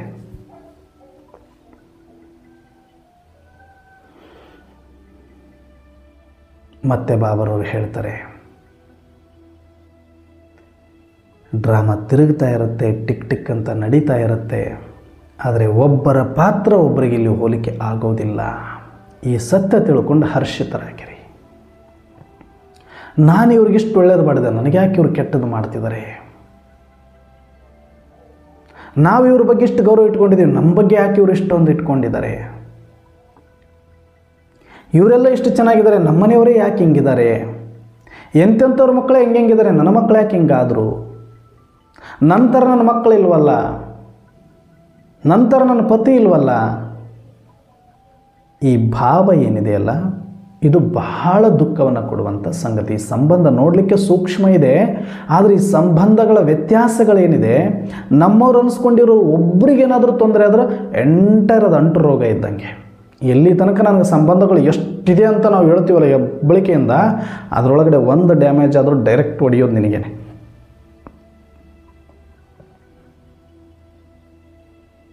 ಈ ಒಂದು ದಾರದಲ್ಲಿ ಪೋಣಿಸಿರುವಂಥ ಒಂದು ಯಾವುದಾದ್ರೂ ಹಾರ ಇರ್ಬೋದು, ಅದು ಮುತ್ತಿರ್ಬೋದು, ಅದು ಇನ್ನೊಂದು ಮತ್ತೊಂದು ಯಾವುದೋ ವಸ್ತುಗಳಿರ್ಬೋದು, ಒಂದು ದಾರದಲ್ಲಿ ಪೋಣಿಸಿರೋದು, ಒಂದಕ್ಕೆ ಬೆಂಕಿ ತಗಲಿದ್ರೆ ಅಷ್ಟಕ್ಕೂ ತಗೊಳ್ಕೊಂಡು ಸುಟ್ಕೊಂಡು ಬಂದ್ಬಿಡುತ್ತೆ. ಹೇಗೆ ಈ ಸಂಬಂಧಗಳನ್ನು ಒಂದು ಸರಪಳಿ ಒಳಗಡೆ ನಾವು ಎಷ್ಟು ಸರಮಾಲೆ ಒಳಗಡೆ ನಾವು ಜೋಡಿಸ್ಕೊಂಡಿದ್ದೀವಿ, ಆ ಒಂದು ನಿಮಗೆ 100 ಜನ ಇದೆಯಾ, 500 ಜನ ಇದ್ರೆ ಅಷ್ಟು ಚಾನ್ಸ್ ನಿಮಗೆ ದುಃಖ ಕೊಡಲಿಕ್ಕೆ ಜಾಸ್ತಿ ಇದೆ. ಸಂಬಂಧಗಳು ಭಾಳ ಇದೆ ಅಂತ ಹಿಗ್ಗುತ್ತೀರಲ್ಲ, ಸಂಬಂಧಗಳಲ್ಲಿ ಅಷ್ಟೂ ಸಂಬಂಧಗಳಲ್ಲಿ ಒಂದಕ್ಕೆ ಡ್ಯಾಮೇಜ್ ಆದರೂ ಕೂಡ ಆ ದುಃಖ ಡೈರೆಕ್ಟ್ ನಿಮ್ಗೆ ಹೊಡೆಯುತ್ತೆ. ಡೈರೆಕ್ಟ್ ಆ ಸರ್ಕಲ್ ಸೆಂಟರ್ ಪಾಯಿಂಟಲ್ಲಿ ನೀವಿದ್ರಿ, ಸುತ್ತ ಸರ್ಕಲಲ್ಲಿ ನಿಮ್ಮ ಸಂಬಂಧಗಳಿದೆ, ಅದರಲ್ಲಿ ಒಂದಕ್ಕೆ ಡ್ಯಾಮೇಜ್ ಆದರೂ ಡೈರೆಕ್ಟ್ ನಿಮಗೆ ಸೆಂಟರ್ ಪಾಯಿಂಟಿಗೆ ಹೊಡೆಯುತ್ತೆ ಆ ದುಃಖ ನಿಮಗೆ. ಅವ್ರದ್ದು ಫೋನ್ ಬರುತ್ತೆ, ಹಿಂಗಾಗ್ಬಿಡ್ತು, ಆಕ್ಸಿಡೆಂಟ್ ಆಯಿತು, ಮತ್ತೊಂದಾಯಿತು, ಮಗದೊಂದಾಯಿತು. ಅವ್ರು ಯಾರೋ ಪಕ್ಕದ ಮನೆಯವರಾಗಿದ್ದರೆ ನಿಮಗೆ ಸಂಬಂಧ ಇಲ್ಲಿಲ್ಲ, ಈ ಲಿಸ್ಟಲ್ಲಿ ನಿಮ್ಮವರೆಲ್ಲ ಅಂದರೆ ಡೈರೆಕ್ಟ್ ನಿಮಗೆ ಬರೋದೇ ಇಲ್ಲ, ಅದು ನಿಮಗೆ ಗೊತ್ತೇ ಆಗೋಲ್ಲ. ಅಂಥವು ಸಾವಿರಾರು ಘಟನೆಗಳು ನಡೀತಾನೇ ಇದ್ದಾವೆ ದೇಶದಲ್ಲಿ. ಆಕ್ಸಿಡೆಂಟು, ಸಾವು, ನೋವು, ದುಃಖ ಏನೆಲ್ಲ ನಡೀತಾ ಇದ್ದಾವೆ, ಘೋರ ಘಟನೆಗಳು, ಅತ್ಯಾಚಾರ, ಅನಾಚಾರಗಳು. ಆದರೆ ಅದು ನಿಮ್ಮ ಸಂಬಂಧಗಳ ಸರಮಾಲೆಯೊಳಗಡೆ ಇರುವಂಥವ್ರಿಗೇನಾದರೂ ಆದರೆ ನಿಮಗೂ ಆ ದುಃಖದಲ್ಲಿ ಪಾಲು ಬರುತ್ತೆ, ಆ ನೋವಲ್ಲಿ ಪಾಲು ಬರುತ್ತೆ. ಆದರೆ ಆ ಸರಗಳ ಸಂಬಂಧದಲ್ಲಿ ಇಲ್ಲದೇ ಇದ್ದರೆ ನಿಮಗೆ ಅದರ ಪ್ರಭಾವ ಆಗಲ್ಲ. ಸಾಯೋರು ಸತ್ತಿರ್ತಾರೆ, ಬಟ್ ಪ್ರಭಾವ ಬಂದಿರೋದಿಲ್ಲ. ಅಂದರೆ ಇದರ ಅರ್ಥ ಎಷ್ಟು ಸಾಧ್ಯ ಆಗುತ್ತೆ ಇಷ್ಟು ಈ ಸಂಬಂಧಗಳ ಸರಮಾಲೆಯಿಂದ ಒಬ್ಬೊಬ್ಬರನ್ನೇ ಔಟ್ ಮಾಡ್ಕೊಂಡು ಸಿಂಗಲ್ ಆಗಿ ಉಳಿಬೇಕು. ಇರಬೇಕು ಸುಮ್ಮನೆ ತೋರಿಸೋದಕ್ಕೆ ಪತಿ ಪತ್ನಿ ಮಕ್ಕಳು, ಇರಬೇಕು ಸುಮ್ಮನೆ ಸಂಬಂಧಗಳು, ಇವರು ನಮ್ಮವರು ಅವ್ರು ನಮ್ಮವರು ಅನ್ನೋದಕ್ಕೆ, ಆದರೆ ಒಳಗಡೆ ಇಟ್ಕೋಬಾರ್ದು. ಒಳಗಡೆ ಅವರೆಲ್ಲರದು ಫೋನ್ ಬಂದರೂ ಕೂಡ ಹೌದಾ ಅಷ್ಟೇ, ನಂಗೆ ನ್ಯಾರ ಪ್ಯಾರ ಇದ್ದರೆ ಅದರ ಪ್ರಭಾವ ಆಗೋದಿಲ್ಲ. ಇಲ್ಲ ಎಲ್ಲ ನ್ಯಾರ ಥರದಲ್ಲಿ ಇಲ್ದರ ಪ್ಯಾರದಲ್ಲಿ ಇದ್ದು ಬಿಟ್ಟಿದ್ರಿ ನೀವು ಅಂದರೆ ಎಷ್ಟು ಸಂಬಂಧಗಳಿದೆಯೋ ಅಷ್ಟು ಪಟ್ಟು ನಿಮಗೆ ದುಃಖ ಬರಲಿಕ್ಕೆ ಜಾಸ್ತಿ ಚಾನ್ಸಸ್ ಇದೆ. ದುಃಖ ಪಡುವ ಅವಕಾಶಗಳು ಜಾಸ್ತಿ ಇರುತ್ತೆ, ಬೇಜಾರು ಮಾಡಿಕೊಳ್ಳೋ ಅವಕಾಶಗಳು, ಇನ್ನೇನು ಖುಷಿ ಪಡುವ ಕ್ಷಣಗಳು ಈ ಕಲಿಯುಗದಲ್ಲಿ ಭಾಳ ಕಡಿಮೆ ನಿಮಗೆ ಸಿಗೋದು. ಬರೀ ದುಃಖದ ವಾರ್ತೆಗಳನ್ನೇ ಕೇಳಬೇಕು, ಚಿಂತೆ, ದುಃಖ. ಒಬ್ರಿಗೇನಾದರೂ ಡ್ಯಾಮೇಜ್ ಆದರೂ ನಿಮ್ಗೆ ಡ್ಯಾಮೇಜ್, ಒಬ್ರಿಗೇನಾದರೂ ಬೇಜಾರಾದರೂ ನಿಮ್ಗೆ ಬೇಜಾರು, ಒಬ್ರಿಗೇನಾದರೂ ತೊಂದರೆ ಆದರೂ ನಿಮಗೆ ತೊಂದರೆ. ಅಂದರೆ 500 ಜನಗಳ ತೊಂದರೆ ಒಬ್ಬನೇ ಸಹಿಸ್ಕೊಳ್ಬೇಕು ಅಂದರೆ ನೀವು 500 ಜನ ಸಂಬಂಧಿಕರನ್ನು ಇಟ್ಕೋಬೇಕು. ಅದಕ್ಕೆ ಈ ಕಲಿಯುಗದಲ್ಲಿ ಸಂಬಂಧಗಳಿಂದ ಮುಕ್ತರಾಗ್ಬಿಡಿ. ಈ ಪತಿ ಅಂತಲೂ ನೋಡಬೇಡಿ, ಮಕ್ಕಳಂತಲೂ ನೋಡಬೇಡಿ, ಸುಮ್ಮನೆ ಒಳಗಡೆ ಇಟ್ಕೊಳ್ಳಿ. ಯಾರ ಮಾತು ಕೇಳಲ್ಲ, ಯಾರಿಗೋಸ್ಕರ ಬಂದಿಲ್ಲ, ಅವ್ರವ್ರ ಪಾತ್ರ ಮುಗಿಸ್ಕೊಂಡು ಈಗ ಮನೆಗೆ ಹೋಗಲೇಬೇಕು, ಅಂತಿಮ ಸ್ಟೇಜಲ್ಲಿ ಇದ್ದಾರೆ, ಈಗೆಲ್ಲರನ್ನ ಒಳಗಡೆಯಿಂದ ಬಿಟ್ಟುಬಿಡಿ. ಹೊರಗಡೆಯಿಂದ ಸುಮ್ಮನೆ ಹಿಡ್ಕೊಂಡಿರಿ ಒಬ್ರಿಗೊಬ್ಬರು ಅಷ್ಟೇ. ತೋರಿಸೋದಕ್ಕೆ ಹೊರಗಿಂದ ಒಬ್ಬರಿಗೆ ಪಾತ್ರಧಾರಿಗಳು ಪಾತ್ರ ಮಾಡಬೇಕಾದ್ರೆ ಇವ್ರ ಪತ್ನಿ ಅಂತಾರೆ, ಇವ್ರ ಮಕ್ಕಳು ಅಂತಾರೆ, ಆ್ಯಕ್ಟಿಂಗ್ ಮಾಡ್ತಾರೆ, ಹತ್ತಂಗೆ ಮಾಡ್ತಾರೆ, ಸತ್ತಂಗೆ ಮಾಡ್ತಾರೆ. ಸ್ಟೇಜ್ ಹೇಳಿದ್ರೆ ನಡಿ ನೀನು ಆ ಕಡೆ, ನಾನು ಈ ಕಡೆ ಅಂತಾರೆ. ಹಂಗಿರ್ಬೇಕು ನಾವು. ಸುಮ್ಮನೆ ಜಗತ್ತಿನ ಮುಂದೆ ಇವ್ರ ಪತಿ ಇವ್ರ ಮಕ್ಕಳು ಅನ್ನಂಗೆ ಆಟ ಆಡಬೇಕು, ಒಳಗಡೆ ನಡಿ ಯಾರಿಲ್ಲ, ನೀನು ನಾನು ಬೇರೆ ನೀವು ಬೇರೆ ಅಷ್ಟೆ. ಇದನ್ನೇ ಡ್ರಾಮಾ ಅಂತ ಹೇಳೋದು, ಇದನ್ನೇ ಜ್ಞಾನ ಅಂತ ಹೇಳೋದು. ಈ ಪಾಠ ಪಕ್ಕ ಮಾಡ್ಕೊಳ್ಳಿ. ಅದಕ್ಕೆ ಬಾಬಾ ಹೇಳ್ತಿದ್ದಾರೆ, ಒಬ್ಬರಿದ್ದಂಗೆ ಇನ್ನೊಬ್ರದ್ದಿರಲ್ಲ, ಹೋಲಿಕೆ ಮಾಡಬೇಡಿ, ಹೋಲಿಕೆನೇ ಆಗಲ್ಲ ಯಾರ ಪಾತ್ರ ಇಲ್ಲಿ. ಇದನ್ನು ತಿಳ್ಕೊಂಡು ಹರ್ಷಿತರಾಗಿರಿ. ಒಂದು ಡ್ರಾಮಾ ತಿರುಗ್ತಾ ಇದೆ ಅಂದರೆ ನಿಮ್ಮ ಪಾತ್ರದಲ್ಲಿ ಇನ್ನೇನು ಮುಗಿತಾ ಇದೆ, ನಿಮ್ಮದು ಕಷ್ಟದ ದಿನಗಳು ಮುಗಿತಾ ಇದೆ ಅನ್ನೋ ಖುಷಿ. ಟಿಕ್ ಟಿಕ್ ಟಿಕ್ ಟಿಕ್ ಓಡ್ತಾ ಇದೆ, ನಿಮಗದು ಆಗ್ತಾ ಇಲ್ಲ, ಅದನ್ನು ಸರಿಸಲಿಕ್ಕೆ ಆದರೆ ಅದೇ ಸರಿದು ಹೋಗ್ತಾ ಇದೆ, ಖುಷಿ ಪಡಿ. ಮತ್ತು ಯಾವ ಸಂಬಂಧಗಳು ಕೂಡ ಹೋಲಿಕೆ ಹಾಕೋದಿಲ್ಲ. ಇವ್ರು ಯಾಕೆ ಹಿಂಗೆ ತಲೆ ಕೆಡಿಸ್ಕೊಬೇಡ, ಇರದೇ ಹಿಂಗೆ. ಇಷ್ಟು ತಿಳ್ಕೊಂಡು ನಿಶ್ಚಿಂತವಾಗಿದ್ದು ಬಿಡಿ ಅಂತ ಇವತ್ತು ಮುರಳಿಯ ಮುಖ್ಯ ಸಾರ ಕೊಟ್ಟಿದ್ದಾರೆ. ಇದರ ಅನುಸಾರವಾಗಿ ಇನ್ನು ಮುಂದೆ ಪ್ರತಿಯೊಂದಕ್ಕೂ drama drama drama drama drama drama drama ಪಾಠ. ಎಷ್ಟು ಆತ್ಮದ ಅಭ್ಯಾಸ ಮಾಡ್ತೀವಿ, ಎಷ್ಟು ಆತ್ಮನಿಶ್ಚಯ ಬಂದಿದೆ, ಎಷ್ಟು ಪರಮಾತ್ಮನ ಮೇಲೆ ನಿಶ್ಚಯ ಬಂದಿದೆ, ಅಷ್ಟು ಯಾವತ್ತೂ ನಿಮಗೆ ಡ್ರಾಮದ ಮೇಲೆ ನಿಶ್ಚಯ ಬರುತ್ತೋ. ಯಾರಾದರೂ ಈಗ ನೀವು ಆತ್ಮ ಅಲ್ಲ ಶರೀರ ಅಂದರೆ ಎಂಥವ್ರು ಬಂದು ಹರಿಹರ ಬ್ರಹ್ಮ ಬಂದು ಹೇಳಿದ್ರು ಈಗ ನೀವು ಒಪ್ಪಲ್ಲ, ಅಷ್ಟು ನಿಶ್ಚಯ ಆತ್ಮದ ಮೇಲೆ ಬಂದಾಗಿದೆ. ಪರಮಾತ್ಮ ನಿಮ್ಮ ತಂದೆ ಅಲ್ಲ ಅಂತ ಯಾರು ಹೇಳಿದ್ರು ಕೂಡ ಕೇಳೋ ಮಟ್ಟಿಗೆ ನಾವಿಲ್ಲ. ಈಗ ಪ್ರಜಾಪಿತ ಬ್ರಹ್ಮ ಬಾಬರವ್ರ ಶರೀರದಲ್ಲಿ ಪರಮಾತ್ಮ ಬಂದಿಲ್ಲ ಅಂದರೆ ನಾವು ಕೇಳೋಕ್ಕೆ ಸಾಧ್ಯನಿಲ್ಲ, ಅಷ್ಟು ನಿಶ್ಚಯ ಬಂದಾಗಿದೆ ಪರಮಾತ್ಮನ ಮೇಲೆ, ಅವತರಣೆ ಮೇಲೆ. ಈ ಮುರಳಿಯನ್ನು ಪರಮಾತ್ಮ ಕೊಟ್ಟಿದ್ದಲ್ಲ ಅಂತ ಯಾರು ಬೇಕಾದರೂ ಹೇಳಿದ್ರು ನಮಗೆ ನಿಶ್ಚಯ ಕಡಿಮೆ ಆಗಲ್ಲ. ಪರಮಾತ್ಮನೇ ಕೊಟ್ಟಿರೋದು ಅಂತ ಮುರಳಿ ಮೇಲೆ ನಿಶ್ಚಯ ಬಂದಾಗಿದೆ. ಆದರೆ ಈಗ ಆಗಬೇಕಾಗಿರೋ ನಿಶ್ಚಯ ಒಂದೇ, ಡ್ರಾಮಾ ನಿಶ್ಚಯ. ಇದು ಯಾವತ್ತು ಬರುತ್ತೋ ತಿಳ್ಕೊಳ್ಳಿ, ಅವತ್ತೇ ನೀವು ಅಶರೀರಿ, ಅವತ್ತೇ ನೀವು ಬಿಂದು, ಅವತ್ತೇ ನೀವು ಸಾಕ್ಷಿ, ಅವತ್ತೇ ನೀವು ಬಾಪ್ ಸಮಾನ್, ಅವತ್ತೇ ಜ್ಞಾನಿ ಆತ್ಮ. ಈ ಜ್ಞಾನ, ಈ ತಿಳುವಳಿಕೆ ದಿನ ಯಾಕೆ ಕೊಡ್ತಾರೆ ಅಂದರೆ ಆ ತಿಳುವಳಿಕೆಯಿಂದ ಧೈರ್ಯ, ಆ ತಿಳುವಳಿಕೆಯಿಂದ ನಿಶ್ಚಿಂತಿದೆ, ಆ ತಿಳುವಳಿಕೆಯಿಂದ ಮುಕ್ತಿ, ನಮಗೆ ಜೀವನ್ಮುಕ್ತಿ ಸ್ಥಿತಿ ಬರುತ್ತೆ. ಯೋಗ ಅನ್ನೋದು ಜಸ್ಟ್ ಆ ಒಂದು ಪ್ರಭಾವದಿಂದ ಮುಕ್ತ ಆಗಲಿಕ್ಕೆ ಬಂಕರಲ್ಲಿ ಕೂತ್ಕೊಂಡಂಗೆ ಸ್ವಲ್ಪ ಹೊತ್ತಿಗೆ ಪ್ರೊಟೆಕ್ಷನ್ ಮಾಡ್ಕೊಳ್ಳೋದು. ಅದರ ಜೊತೆ ಈ ಸ್ಮೃತಿಯ ಒಂದು ಟೈಮ್ ಏನಿದೆಯಲ್ಲ, ಆ ಸ್ಮೃತಿ ಜ್ಞಾನದಿಂದ ಸಿಕ್ಕಿರುವ ಸ್ಮೃತಿಯ ಟೈಮ್ ಬಾಂಡಿಂಗನ್ನು ಎಕ್ಸ್ಟೆನ್ಷನ್ ಮಾಡಿಕೊಳ್ಳುವ ಒಂದು ಪುರುಷಾರ್ಥ ಅದಷ್ಟೇ. ಅದಕ್ಕೆ ಜ್ಞಾನವನ್ನು ಯಥಾರ್ಥವಾಗಿ ತಿಳ್ಕೊಳ್ಳೋದ ಹೊರತು ಸ್ಥಿತಿ ನಿರ್ಮಾಣ ಆಗೋದಿಲ್ಲ. ಸ್ಮೃತಿ ಸರಿಯಾಗಿ ಸಿಗದೇ ಇದ್ದರೆ ಸ್ಥಿತಿ ನಮಗೆ ಅನುಭವಕ್ಕೆ ಬರೋದೇ ಇಲ್ಲ. ಜ್ಞಾನದ ಕಡೆಗೆ ಗಮನ ಕೊಟ್ಟಿಲ್ಲ ಅಂದರೆ, ಭಾವನಾತ್ಮಕವಾಗಿ ಭಕ್ತಿ ಮಾರ್ಗದಲ್ಲಿ ಅವರು ದಾಟ್ಕೊಂಡು ಹೋದಂಗೆ ಶಿವ ಅಂದ್ಕೊಂಡು ಹೆಂಗೆ ದಾಟಿಬಿಟ್ರೆ ಅವರು ಜಪ ಮಾಡಿಕೊಂಡು, ಹಂಗೆ ನಾವಿಲ್ಲಿ ಭಾವನಾತ್ಮಕವಾಗಿ ಹೋಗ್ಬೋದು, ದಾಟಬೋದು ಇಲ್ಲೂ ಕೂಡ. ಆದರೆ ಭಕ್ತಿ ಆಗುತ್ತೆ, ಅದು ಜ್ಞಾನ ಆಗಲ್ಲ. ಅಪ್ಪನ ಕೈ ಹಿಡ್ಕೊಂಡು ಸುಮ್ಮನೆ ದಾಟ್ಕೊಂಡು ಹೋದಂಗೆ ಅಷ್ಟೇ ಅದು. ಆದರೆ ಅಂಥ ಒಂದು ಸಾಧನೆ, ಅಂಥ ಒಂದು ಪುರುಷಾರ್ಥ ಅಂತ ಅನ್ನಿಸ್ಕೊಳ್ಳೋದಿಲ್ಲ. ಮತ್ತು ಅವರಿಂದ ಯಾರ ಕಲ್ಯಾಣವೂ ಆಗೋದಿಲ್ಲ. ಅವರು ದಾಟ್ಕೋಬೋದು ಅಷ್ಟೇ, ಅವರಿಂದ ಯಾರು ಕಲ್ಯಾಣ ಮಾಡೋಕ್ಕಾಗಲ್ಲ. ಆದರೆ ಒಬ್ಬ ಜ್ಞಾನಿ ಆತ್ಮ, ಒಬ್ಬ ತಿಳುವಳಿಕೆ ಆತ್ಮ, ಒಬ್ಬ ಪ್ರಬುದ್ಧ ಆತ್ಮ, ಒಬ್ಬ ಭಾಪ್ಸಮನ ಆತ್ಮ, ಒಬ್ಬ ನಿಶ್ಚಿಂತ ಆತ್ಮ ಇದ್ದರೆ ಕೋಟ್ಯಾಂತರ ಆತ್ಮರ ಕಲ್ಯಾಣ ಮಾಡಲಿಕ್ಕೆ ಮುಂದೆ ಉಪಯೋಗಕ್ಕೆ ಬರ್ತಾರೆ. ಅದಕ್ಕೆ ಬಾಬಾ ಅನ್ನೋರು ತಾವು ಉದ್ಧಾರ ಆಗ್ಬೋದು, ತಾವು ದಾಟ್ಕೋಬೋದು ಹೆಂಗೋ ಒಂದು ಸತ್ತು ಬದುಕಿ. ಆದರೆ ಇನ್ನೊಬ್ಬರನ್ನು ಉದ್ಧಾರ ಮಾಡೋ ತಾಕತ್ತು ಬರೋದಿಲ್ಲ ಅವರಿಗೆ. ಯಾರು ಡ್ರಾಮಾ ಅಂತಾರಲ್ವ, ಅವರಿಗೆ ಎಲ್ಲವನ್ನೂ ಸಾಕ್ಷಿಯಾಗಿ ನೋಡಿ, ಎಲ್ಲರನ್ನು ರಕ್ಷಣೆ ಮಾಡುವ, ಭಾಪ್ಸಮಾನ್ ಸೇವೆ ಮಾಡುವ, ವಿಶ್ವ ಕಲ್ಯಾಣ ಮಾಡುವ ಸುವರ್ಣ ಅವಕಾಶದ ಹೆಬ್ಬಾಗಿಲು ನಿಮಗೆ ತೆಗೆಯುತ್ತೆ. ಅದಕ್ಕೆ ಈಗಿಂದನೇ ತಯಾರಾಗಿ, ಈಗಿಂದನೇ ಈ ಅಭ್ಯಾಸವನ್ನು ಮಾಡ್ಕೊಳ್ಳಿ. ಪ್ರತಿಯೊಂದಕ್ಕೂ ಎದ್ರು ಡ್ರಾಮಾ, ಬಿದ್ದರು ಡ್ರಾಮಾ. ಒಳಗಡೆ ಬಾಬನ ಮೇಲೆ ಪ್ರೀತಿ ಇರಲಿ. ಮಾತೆತ್ರ ಡ್ರಾಮವ ಎಲ್ಲಿ ಇಲ್ಲ, ಬಾಬನ ಎಷ್ಟು ನೆನಪು ಮಾಡ್ತೀರಿ ಅಷ್ಟು ಡ್ರಾಮಾ ನೆನಪು ಮಾಡೋಕ್ಕೆ ಅಭ್ಯಾಸ ಮಾಡಿ. ಮತ್ತು ಕೆಲವು ಕಡೆ ಅಂತೂ ಡ್ರಾಮಾನೇ ಅನ್ನಬೇಕಲ್ಲಿ, ಬಾಬಾ ಅಂತ ಅನ್ನಲೇಬಾರ್ದು. ಹೊರಗಡೆ ಯಾವುದೇ ಸಂದರ್ಭಗಳಿಗೆ ಬಾಬಾ ಅಂತ ಬಳಸಲೇಬಾರ್ದು. ಆದರೆ ಎಷ್ಟೊತ್ತು ಬಾಬಾ ನೆನಪು ಮಾಡ್ತೀರ ಅಷ್ಟೊತ್ತು ಡ್ರಾಮಾ ನೆನಪು ಮಾಡಿ. ಆದರೆ ಎಷ್ಟೊತ್ತು ಡ್ರಾಮಾ ನೆನಪು ಮಾಡ್ತೀರ ಅಷ್ಟೊತ್ತು ಬಾಬಾ ನೆನಪು ಮಾಡಬೇಡಿ. ಯಾಕಂದರೆ ಎಲ್ಲದಕ್ಕೂ ಡ್ರಾಮಾ ಮುಖ್ಯನೇ ಹೊರತಾಗಿ, ಡ್ರಾಮಾ ಕಾರಣ ಹೊರತಾಗಿ ಬಾಬಾ ಅಲ್ಲ. ಈ ಒಂದು ಅಭಿಮಾನ, ಪ್ರೀತಿ, ಭಕ್ತಿ ಮತ್ತು ಸತ್ಯ, ಇದರ ಮಧ್ಯೆ ಒಂದು ಸೂಕ್ಷ್ಮ ಅಂತರ ಇದೆ. ಅದನ್ನು ತಿಳ್ಕೊಂಡು ನಾವು ಮಾತಾಡಿದ್ರೆ ಬಾಬನಿಗಾಗೋ ಅವಮಾನ ತಪ್ಪಿಸ್ತೀವಿ. ಇನ್ನೊಂದು, ನಾವು ಭಗವಂತನ ಸಮಾನಾಗಿ ಅನೇಕ ಸಾವಿರಾರು ಲಕ್ಷಾಂತರ ಆತ್ಮರ ಕಲ್ಯಾಣಕ್ಕೆ ನಿಮಿತ್ತರಾಗ್ತೀವಿ. ಈ ಸತ್ಯವನ್ನು ಅರ್ಥ ಮಾಡಿಕೊಂಡು ಸದಾ ಹರ್ಷಿತರಾಗೋಣ ಅಂತ ಹೇಳ್ತಾ ಇವತ್ತಿನ ಚಿಂತನೆಯನ್ನು ಮುಕ್ತಾಯ ಮಾಡೋಣ. ಅಚ್ಚಾ, ಓಂ ಶಾಂತಿ. ನಿನ್ನೆ ಸದ್ಗುರುವಾರ, ನಿನ್ನೆ ದಿನ ಬಾಬಾರವರ ಕೃಪೆ, ಪ್ರೀತಿ ಮತ್ತು ಡ್ರಾಮದ ನಿಯಮ ಅನುಸಾರ ಒಂದು ಪರಿವಾರದ ಜೊತೆ ಒಂದು ಸತ್ಸಂಗವನ್ನು ಹಂಚಿಕೊಳ್ಳುವ ಸೌಭಾಗ್ಯ, ಜೊತೆಗೆ ಅನೇಕ ಆತ್ಮರ ಆಶೀರ್ವಾದ, ಪ್ರೀತಿ, ಪವಿತ್ರ ಪರಿವಾರದ ಒಂದು ವೈಬ್ರೇಷನ್ ಪಡ್ಕೊಳ್ಳುವಂಥ ಸುವರ್ಣ ಅವಕಾಶ ನಿನ್ನೆ ಸಿಕ್ಕಿತ್ತು.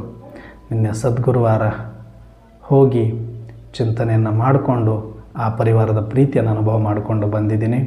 ಅದರ ಒಂದು ವಿಡಿಯೋನೂ ಕೂಡ ಇದೆ. ಸಾಧ್ಯವಾದರೆ ಇವತ್ತು ಇಲ್ಲ ನಾಳೆ ಅಥವಾ ಯಾವಾಗಾದರೂ ಗ್ಯಾಪ್ ಆದಾಗ ಆ ಒಂದು ಕ್ಲಾಸನ್ನು ಕೂಡ ತಾವು ಕೇಳಬಹುದು. ಮತ್ತು ಅದಕ್ಕಿಂತ ಮುಂಚಿತವಾಗಿ ಗುರುಪೂರ್ಣಿಮೆಯ ದಿನ ರಾಯಚೂರಿನ ಒಂದು ಮಠದಲ್ಲಿ ಒಂದು ಕ್ಲಾಸ್ ಕೂಡ ಆಯಿತು. ಗುರುವಿನ ಮಹತ್ವದ ಬಗ್ಗೆ. ಅದು ಕೂಡ ರೆಕಾರ್ಡ್ ಇದೆ, ಆಡಿಯೋ ಇದೆ. ಅದನ್ನು ಕೂಡ ಎಡಿಟ್ ಮಾಡಿ ಹಾಕಬೇಕಾಗತ್ತೆ. ಅದು ಕೂಡ ಯಾವಾಗಾದರೂ ಮಧ್ಯದಲ್ಲಿ ಗ್ಯಾಪ್ ಸಿಕ್ಕಾಗ ಆ ಕ್ಲಾಸನ್ನು ಕೂಡ ನಿಮಗೆ ಕಳಿಸಿಕೊಡಲಾಗುತ್ತೆ. ನಿತ್ಯ ನಿರಂತರವಾಗಿ ಚಿಂತನೆಯಲ್ಲಿರಿ, ಸತ್ಯದ ಸನ್ಮಾರ್ಗದಲ್ಲಿರಿ. ಅಚ್ಚಾ, ಓಂ ಶಾಂತಿ.